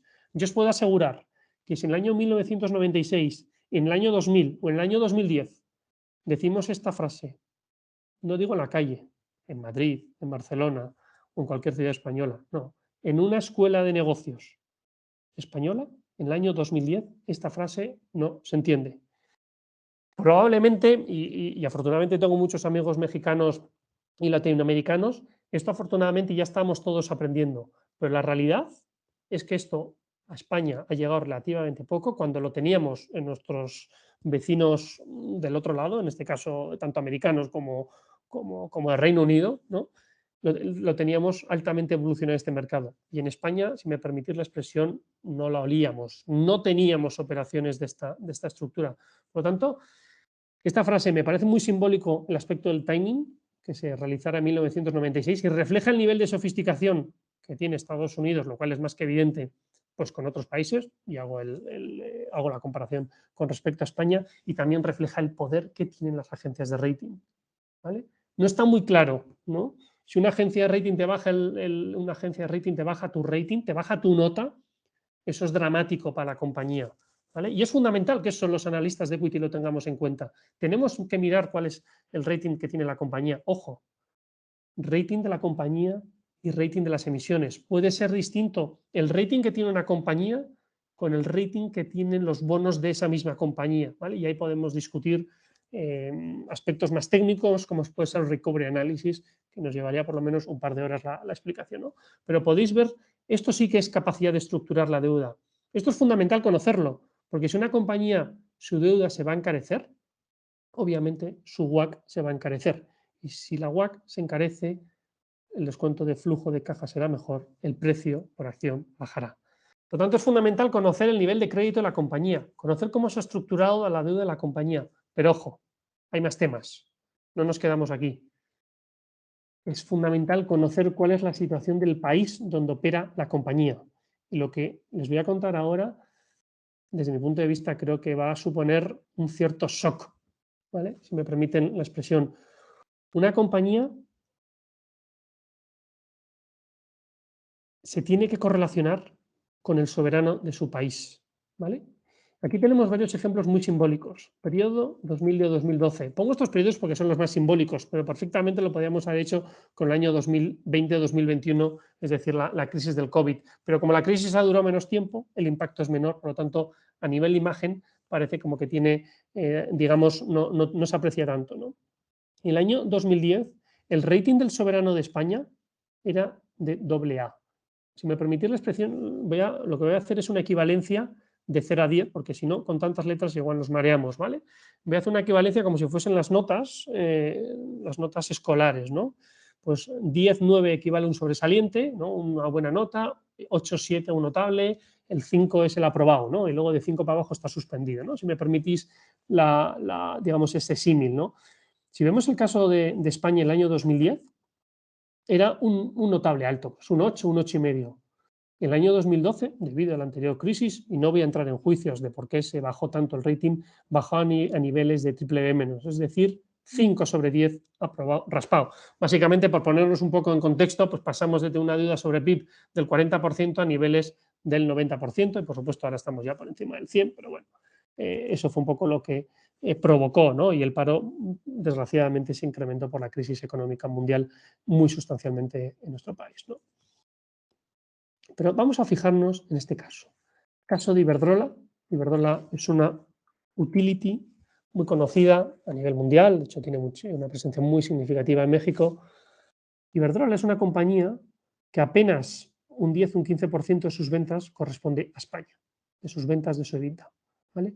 Pero por el hecho de ser una compañía española, al caer el rating soberano, también caía el rating de la compañía, ¿vale? Por lo tanto, en el año 2010-2012 las compañías se encontraron en una situación en la cual, sin ellas estar mal, sin ellas haber empeorado muy dramáticamente su crédito, afortunadamente por la diversificación, afortunadamente por la potencia a la que en aquel entonces, por ejemplo, países como México operaba, por el hecho de que el soberano descendiera el rating por cuestiones, como hemos dicho anteriormente, por elevación del paro, elevación de la deuda sobre PIB, el rating de la compañía caía.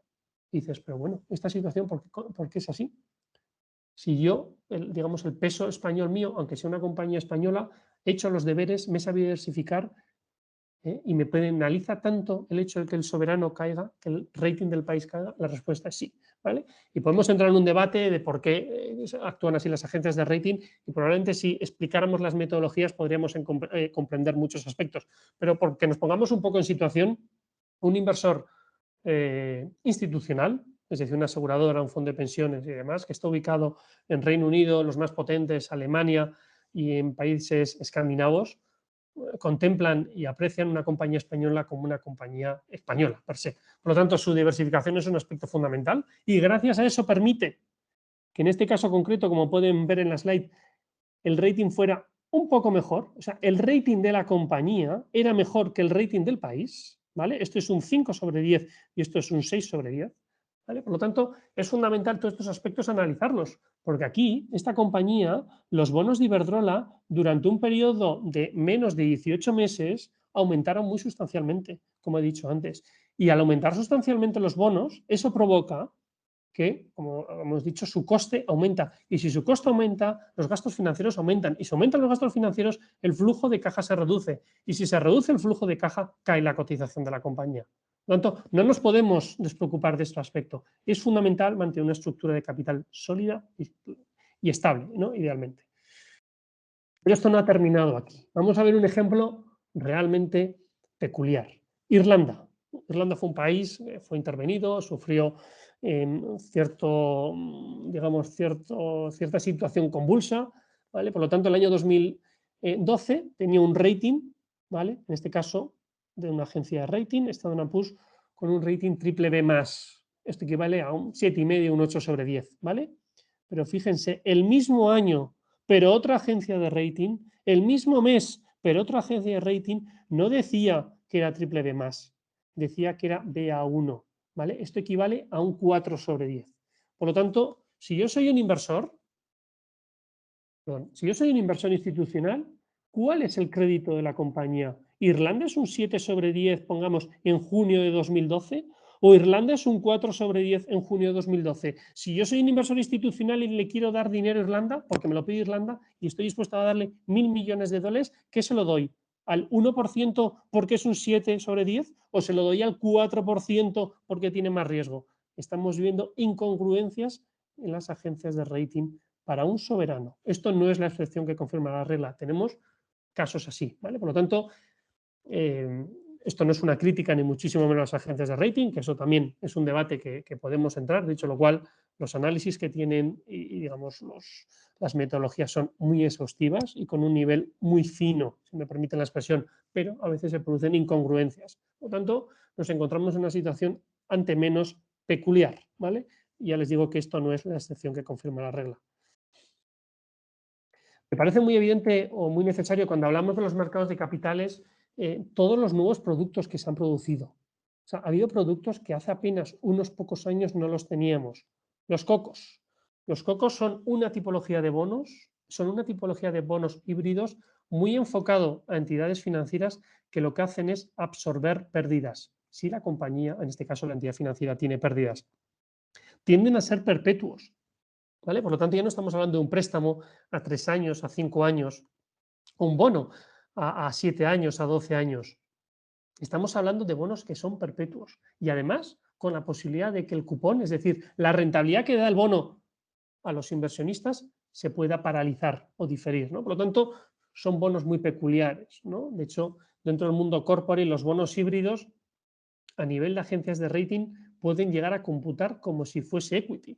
Cuando entramos ahora aquí en un escenario muy peculiar, o sea, un bono, un producto de deuda, si tiene determinadas características, para una agencia de rating eso puede llegar a computar como un 50% de deuda. Por cierto, perdón, un 50% de deuda y 50% de equity. Por cierto, para los auditores, un bono híbrido es equity, ¿vale? Por lo tanto, nos encontramos aquí con grandes escenarios, grandes posibilidades que las compañías pueden jugar, ¿vale? Obviamente, como todos podemos imaginar, un bono híbrido, un coco, va a tener un precio superior porque se asemeja más al equity que un bono, digamos, plain vanilla, un bono estándar, ¿vale? Los bonos verdes es una tendencia del mercado. No confundamos bonos verdes con bonos sostenibles, ¿vale? Las dos son tendencias, pero la primera emisión de bonos sostenibles se produjo en el año 2019. hace apenas 2 años, no estoy hablando de hace 25 años, hace apenas 2 años. Los bonos verdes sí que tienen una tendencia y un track record mucho más significativo, ¿no? Como pueden ver en la slide. Los bonos sociales se han creado a raíz de la COVID, a partir de la crisis del COVID, ¿no? Tenemos numerosos ejemplos de emisiones de bonos sociales que se están realizando en el mercado y que están teniendo un impacto vital en las compañías y, por supuesto, también en la sociedad, ¿no? Por lo tanto, la amalgama de posibilidades que tenemos aquí es espectacular y estamos hablando de productos, estamos hablando de alternativas, estamos hablando de estructuras que tienen apenas 18 o 24 meses, ¿no? Por lo tanto, desde mi punto de vista, un buen gestor, un buen asesor, un buen inversionista, un buen analista debe conocer en profundidad todas estas opciones que están en el mercado. Porque una compañía debe buscar el camino más adecuado de ello. Una compañía debe estructurar su deuda de la forma más eficiente, más protectora posible, ¿vale? Por lo tanto, yo creo que es un poco el resumen de esa slide. Los mercados de capitales son vitales, ¿no? para el correcto funcionamiento del sistema económico. Les voy a poner un ejemplo que va a servir un poquito de reflexión. Voy a la slide anterior y les hago una reflexión. Y la respuesta es muy significativa, pero se las voy a dejar a su reflexión, como he dicho. Yo cuando estudiaba en la universidad, hace ya 16, 17 años, recuerdo que me decían lo siguiente: cuando una entidad financiera presta dinero a un país, esa entidad financiera no tiene que hacer ningún tipo de provisión, ¿vale? Me explico. Cuando un banco presta dinero a un particular o cuando un banco presta dinero, pues, a una organización o una empresa, en base a distintos análisis, en base al riesgo, pues el regulador le puede exigir, bueno, le exige, mejor dicho, determinados porcentajes de provisión, por si acaso, ¿vale? Cuando hace 15, 20 años estudiaba, cuando un país, una entidad financiera daba dinero a un país, la provisión era cero. ¿Por qué? Porque se pensaba que los países nunca iban a quebrar. ¿Hasta cuándo? Hasta la crisis de las hipotecas subprime. En aquel momento no era lo mismo hablar con Alemania que hablar de Grecia. No era lo mismo hablar de España, que el rating nos había bajado de un sobresaliente o un 5 aprobado, de México, por ejemplo, que tiene una tendencia alcista y con crecimientos de PIB prácticamente superiores al 4% todos los años. No es lo mismo dar financiación a un país que a otro. Y a partir de ese momento es cuando se empezaron a hacer provisiones en las entidades financieras. Pues con esta reflexión, que la dejo ahí un poco en la recámara, vamos a ver un ejemplo muy simbólico. Como pueden aquí observar, esta es la cuenta de resultados de una compañía muy conocida, la que hemos hablado antes, en el caso de Iberdrola. Es una compañía que con datos de 2019 su beneficio neto, es decir, su última línea en la cuenta de resultados, era de 4 billones de euros. Muy bien, vayamos al cash flow. Si miramos el cash flow, la situación es curiosa. El año 2019 Iberdrola generó unos flujos netos de efectivo de explotación, es decir, su operativa diaria de 6,9 billones. Fantástico. Ojo, pero tuvo unas inversiones de 7,3 billones. Por lo tanto, las inversiones se comió todo el flujo operativo. Pero eso no termina aquí. Obviamente, como buena utility, reparte unos dividendos y también una serie de recompra de acciones muy simbólicas. En este caso, si cuantificamos, era en torno a 400 millones de euros. ¿En qué situación nos encontramos? Los dividendos y aquí las acciones propias, ¿vale? Nos encontramos en una situación en la cual el free cash flow, es decir, el flujo de caja de esa compañía para ese año era de menos 2,3 billones. Estamos hablando de una compañía que tiene en torno a 40 billones en euros de deuda. Asumiendo que tengo una deuda media, una vida media, su deuda, pongamos, de 10 años, todos los años va a tener que refinanciar, es una estimación, en torno a 4 billones.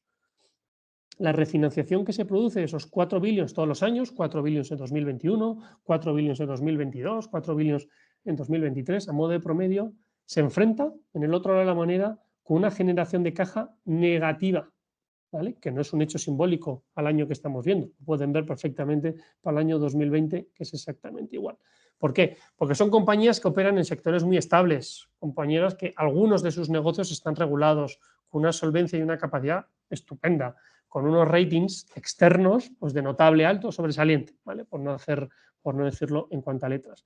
Por lo tanto, llegamos en un momento a una reflexión en la cual una compañía que tiene que refinanciar todos los años 4 billions, es decir, todos los años bancos o inversores institucionales le dicen, oye, que lo que yo te presté hace 7 años vence ahora. Oye, que lo que yo te presté hace 13 años vence ahora. ¿Me lo puedes devolver? Se llevan a cabo negociaciones para refinanciar su deuda. Estas compañías no generan free cash flow para poder repagar esa deuda. Esta compañía no genera 4 billions de free cash flow para decir, sí, por supuesto, tengo 4 billions porque he generado 4 billions. No, se da siempre por hecho que, digamos, compañías solventes, como es la que estamos hablando, van a ser capaces de refinanciar su deuda en los mercados de capitales. Y eso me parece un mensaje que tiene una fortaleza tremenda, ¿no? Y a modo de ejemplo, no sé, los atentados del 11S, durante determinados conflictos bélicos que han tenido mucha resonancia en los mercados o en la economía, nunca han cerrado los mercados de capitales. Nunca han cerrado los mercados de capitales. Pero mi pregunta es, ¿y si algún día cerraran? ¿Qué pasaría? ¿Habría capacidad con la deuda bancaria para sustituirlos? La respuesta es no. Cuando pregunto si algún día cerraran los mercados de capitales, ¿qué ocurriría? Evoco la misma reflexión que les he comentado anteriormente. Evoco la misma reflexión que tuve cuando estaba en la carrera. Cuando se presta dinero a un país, la provisión es cero. ¿Y si un país quiebra? No. ¿Cómo va a quebrar un país? 2008, 2009, 2010. Quebraron numerosos países. Grecia, Islandia, Irlanda, Portugal intervenido, España intervenida. ¿Vale? Por lo tanto, les dejo esta reflexión como último punto, si me permiten digamos, la oportunidad, ¿no? Porque yo creo que esto da para mucho diálogo, da para mucha interiorización de conceptos, pero ya pueden observar que dentro de los mercados de capitales la evolución es más que pragmática. La diferencia entre la banca mayorista, banca de inversión, en comparación con la banca retail, es muy visual en los dos gráficos que he tenido la oportunidad de presentarles. Por lo tanto, hay que saber dónde posicionarse. Una compañía tiene que hacer muy bien sus deberes, tiene que estructurar muy bien su deuda por si ocurre un COVID 2.0, que nadie lo preveíamos. Ha habido compañías que se han sabido mantener con una capacidad de balance, con una estructura de capital envidiable. En cambio, ha habido otras que no han sabido reaccionar. Porque no se puede reaccionar de la noche a la mañana. Esto es un periodo de reflexión, esto es un periodo de aprendizaje, esto es un periodo de asesoramiento que lleva años, ¿vale? Poner en marcha una compañía, digamos, meterle la quinta marcha, sofisticarla para que tenga acceso a todas estas oportunidades, requiere tiempo.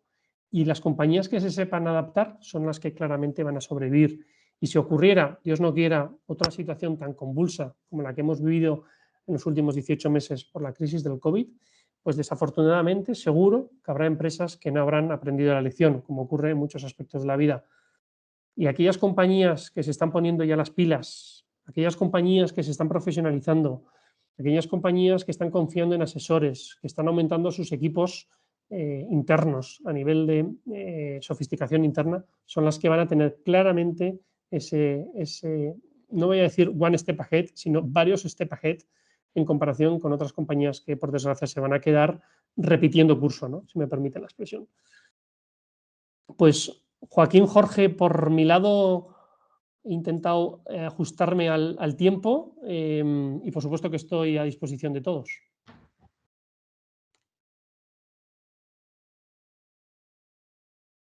Muchas gracias, Pedro. ¿Estás ahí, Joaquín, también? Por acá me aparezco.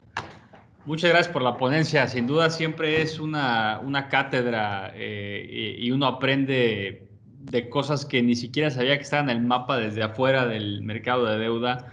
Hay una pequeña anécdota en lo que caen las respuestas que tengo yo contigo, Pedro, que es cuando te invitamos al programa del instituto, una entrevista, leí tu libro y justo estaba ahí una transición a un puesto directivo de un fondo de inversión de deuda. Y antes de que comenzáramos la entrevista, le marqué a Pedro y le dije, gracias por el Master Express que me acabas de dar, porque lo leí estando yo en Estados Unidos vacunándome. Muy recomendado, sin duda. Es un libro que es un crash course completamente experto, bien escrito, bien articulado, que te enseña todo lo que hay detrás de los mercados de capitales y el mercado de deuda, y es un curso muy impresionante en un compendio de páginas. Como hoy tu ponencia también es muy impresionante, en un breve tiempo das muy buena idea de dónde van las cosas. Tengo un par de preguntas, voy a primero leer las de la audiencia. Hay una pregunta aquí que dice, ¿qué necesita México para un crecimiento de financiación en el mercado de capitales? Pues muy buena pregunta y muy clara la respuesta. Necesita, uno, confiar en los mercados de capitales y que las compañías se sofistiquen, que es lo que hemos necesitado en España. Por lo tanto, como dice un buen amigo mío, consultor, hay que saber copiar de otros. Nosotros hemos copiado de las compañías más sofisticadas europeas y, bueno, yo no sé si México tiene que copiar de España, pero copiemos de aquellas compañías que se han sofisticado. Hay que sofisticarse, hay que dar el paso a entender cómo funcionan las metodologías de las agencias de rating, hay que dar un paso a cómo son las estructuras de los mercados de capitales, por qué la deuda bancaria tiende a ser amortizable, es decir, todos los meses o todos los años se amortiza, por qué la deuda de los bonos es bullet, por qué la deuda bancaria en Europa es bullet y en cambio en España no, ¿vale? Porque los mercados de capitales todavía no están suficientemente desarrollados. Yo no puedo ir a un cliente alemán, francés o noruego y ofrecerle una estructura que no me haga competencia en los mercados de capitales. En México sí que puedo y en España sí. Por lo tanto, es un nivel de sofisticación, de entender cuáles son aquellas estructuras, los covenants. Estoy dispuesto a pagar un poco más, pero me voy a más plazo y no amortizo y tengo flexibilidad en los dividendos, ¿no? Por lo tanto, es un tema de aprendizaje y de sofisticación. Gracias por la respuesta, queda claro. Hay otra, Joaquín, adelante, perdón, si quieres alguna participación. No, simplemente le iba a leer la última pregunta a Pedro, aparte de agradecerle, que justo me ha saltado, no sabía que estaba con el terminal móvil conectado con el iPad y me ha saltado una llamada y entonces me he desconectado justo los 30 segundos. Lo primero, muchísimas gracias, Pedro. La verdad es que he aprendido un montón. Es un gusto oírte. La verdad, aparte de que explicas fenomenal y tenemos mucha suerte en la casa teniéndote de profe y trabajando contigo, ¿no? Nos preguntan aquí que qué son los cocos y por qué se considera equity. Vale, pues los cocos, que es un nombre peculiar, ¿no? Porque nos recuerda a todos a cocodrilo, es una tipología dentro de los bonos híbridos, como hemos comentado anteriormente. Pero claro, son inversores muy curiosos. O sea, el inversor normal de un bono es, oye, yo te invierto en tu compañía 7 años en estructuras bullet, ¿qué significa bullet? Que solo me tienes que pagar los intereses y dentro de 7 años me vuelves el capital, pero no hay que amortizar. Pero el inversor de un coco es distinto. Es, yo te invierto en tu compañía. Bueno, en el caso de los cocos está relacionado con entidades financieras. Yo te invierto, en este caso, en tu banco, en tu caja de ahorros, en tu entidad financiera, plazo indefinido. Ya está, digamos, eso interesante. Si tu entidad financiera va mal, puedes no pagarme el cupón. Por supuesto, el capital bien definido. Pero claro, también hay que entender que los mercados de capitales funcionan exactamente igual que los mercados de acciones. Hay un mercado secundario, por lo tanto, yo puedo entrar en una compañía, luego vendo mi toma porque entra otro inversor y demás. Por lo tanto, la peculiaridad que tienen los cocos es, como permite tantísima flexibilidad, en este caso las entidades financieras, y cuando digo cocos también hablo de bonos híbridos, pero en este caso para bancos, cocos para entidades financieras, bonos híbridos para instituciones, digamos, más corporate, empresas per se, por entendernos, como permito tanta flexibilidad, el plazo indefinido, que si las cosas van mal, no me pagues. Incluso el coco, que no es bono híbrido, incluso el coco es, si tienes pérdidas, puedes compensar esas pérdidas con mi bono. Esa flexibilidad para un auditor se asemeja más a un producto de equity que de deuda, y para una agencia de rating que tiende a tener estándares más exigentes, dice, con estas estructuras, al menos el 50% de la emisión, pongamos un caso, 1.000 millones de dólares, 500 millones de dólares se considera deuda y 500 millones de dólares se considera como equity. Por lo tanto, son peculiaridades y son características muy interesantes que puede ser una una posibilidad de salvación. Las emisiones de bonos híbridos, que como digo, es digamos una tipología o dentro de los cocos, es una tipología que hay, que se han realizado durante el COVID, ha sido brutal, porque había muchos inversores interesados en ese tipo de emisiones, ¿no? Por supuesto, como se asemeja más al equity, el precio va a ser más alto, porque teóricamente el riesgo es más alto. Yo estaría subordinado con respecto a otros bonos normales. Y como estoy subordinado, en primer lugar, por plazo, ¿no? Porque si un bono se emite a 7 años y el mío es indefinido, obviamente el de 7 años seguro que se paga antes que el mío, porque el mío es indefinido. En plazo estoy subordinado y el riesgo mío es más alto, porque el cliente puede decir, oye, que no te pago, tengo la posibilidad de no pagarte el cupón, es decir, la rentabilidad del bono. ¿Por qué? Pues porque estoy un poco justo y demás. Por lo tanto, yo ahí le voy a exigir un bono normal sujeto a un rating, ¿no? Pero puede ser el 1 o 2% y un bono híbrido COCO pues está al 3, el 4, el 5%. Hay inversores dispuestos a correr con ese riesgo para la posibilidad de, digamos, de obtener esa rentabilidad. Muy bien, muchas gracias. Y luego tengo otra pregunta, ya que estás en antena y quizás y además como va a quedar grabado, cuando hemos anunciado que tenías la ponencia, hemos tenido un par de solicitudes en redes sociales que nos han preguntado por los cursos de Debt Advisory y de energías renovables, por si nos podías contar un poquito, porque nos han preguntado y la verdad es que yo sé que en COVID lo hemos hecho de una manera y no tenía muy claro. Nos han preguntado personas de fuera de Madrid si se podían hacer online, si se podían asistir en remoto.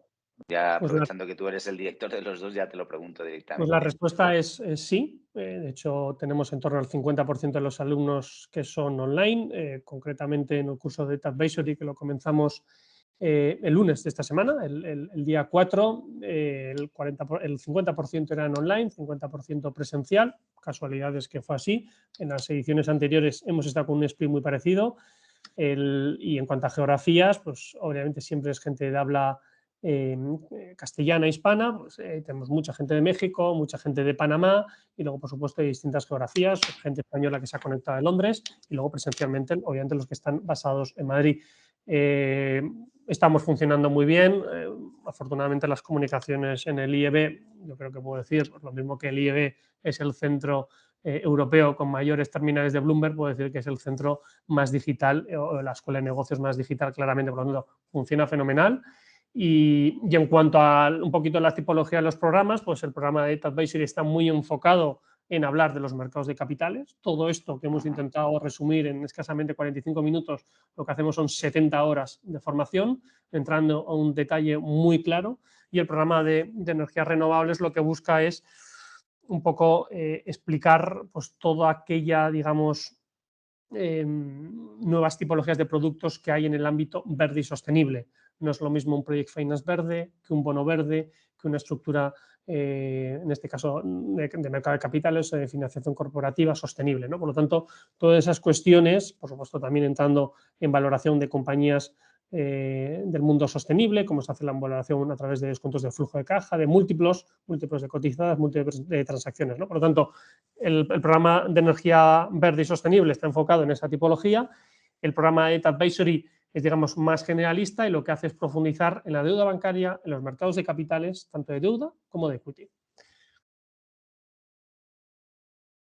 Perfecto, pues muchísimas gracias. La verdad es que pues seguro que ahora mismo esos programas, tú lo dices muchas veces, ¿no? Son un poco el futuro para todos los que se quieran preparar para trabajar en el sector, pues de esto hay que saber. Y las empresas, los bancos, las financieras, todos están pidiendo perfiles formados en estas materias, ¿no? Pues muchísimas gracias, Pedro. Insistir a todos los que están todavía conectados, tanto como a los que se van a ver esta sesión en diferido, en remoto, cuando las subamos a nuestros canales. Insistir en que nos sigáis a través de redes sociales, LinkedIn, Facebook, Twitter, Instagram, para que podáis, igual que en nuestro canal de YouTube, estar a la última, ¿no? Igual que hemos tenido estas sesiones, pues tenemos 1 o 2 sesiones prácticamente todas las semanas. Como muy bien ha dicho Pedro, la verdad es que solemos retransmitir tanto en directo presencial como totalmente online a través de nuestros canales. Si estáis atentos a las redes sociales podréis asistir a sesiones como esta a través de grandes profesionales. A vuestra entera disposición todos los que queráis escribirnos, tenéis nuestros contactos a través de las redes o a través de la web. Estaremos encantados de ayudaros con cualquier tipo de duda que tengáis, incluso orientación profesional o orientación de formación en función de vuestras aspiraciones o de vuestros perfiles. Yo, sin más, emplazaros ya casi, agradeciendo la presencia a Pedro, emplazaros ya a las sesiones de mañana. Mañana yo tendré el honor de aprender de Jorge. Jorge lo mío ya se lo sabe, pero No, tendremos viceversa, el honor es mío. Le decía yo a mi querido Joaquín que es como si un grupo local del pueblo presentara después de los Rolling Stones. Me toca presentar después de él y con qué encanto me va a recibir la gente después de eso. No tiene sentido. Pero bueno, a Yo, disfrutar. yo creo que vamos a ver un tema técnico muy bonito de análisis técnico que nos va a contar Jorge. Y antes tendremos una parte que es una parte comercialmente muy interesante. Vamos a hablar, es una de las charlas que más nos piden, pues tanto empresas como particulares como alumnos que se quieren formar y que quieren salir adelante en el terreno financiero, el cómo poner en valor su profesionalidad, ¿no? Muchos de nosotros nos formamos muy bien, tenemos altas capacidades, tenemos muchísimas ganas de dar un buen servicio, tenemos una cantidad de valores espectaculares, sabemos que si alguien nos cede un poco y nos da la confianza para que le gestionemos sus carteras, vamos a hacerlo bien y, sin embargo, pues comercialmente ahora, una vez formados y una vez con todos esos valores, tenemos que hacerle llegar a través de un marketing personal, ¿no?, al mercado, a nuestros potenciales clientes: oye, trae aquí tu dinero, que yo soy suficientemente de confianza, suficientemente respetable, suficientemente con valores como para saber que tu dinero va a estar en buenas manos, ¿no? Aprenderemos de marketing digital, de marketing y comunicación en entornos digitales, básicamente muy orientado a la venta de productos. Podría ser cualquier tipo de producto, pero en este caso de productos financieros. Esa será mi sesión. Después tendremos a Jorge y seguiremos aprendiendo. Mañana a las 7 esperemos veros a los máximos posibles por aquí. Muchísimas gracias. Muchas gracias, Jorge, también por haber estado aquí en todo momento, y muchísimas gracias sobre todo, Pedro, por habernos dedicado todo tu tiempo a lo largo de esta tarde. Gracias. Un abrazo muy fuerte. Gracias, Pedro. Gracias, Gracias. Joaquín. Abrazo fuerte. Gracias. A toda la audiencia, gracias por acompañarnos. Nos vemos mañana.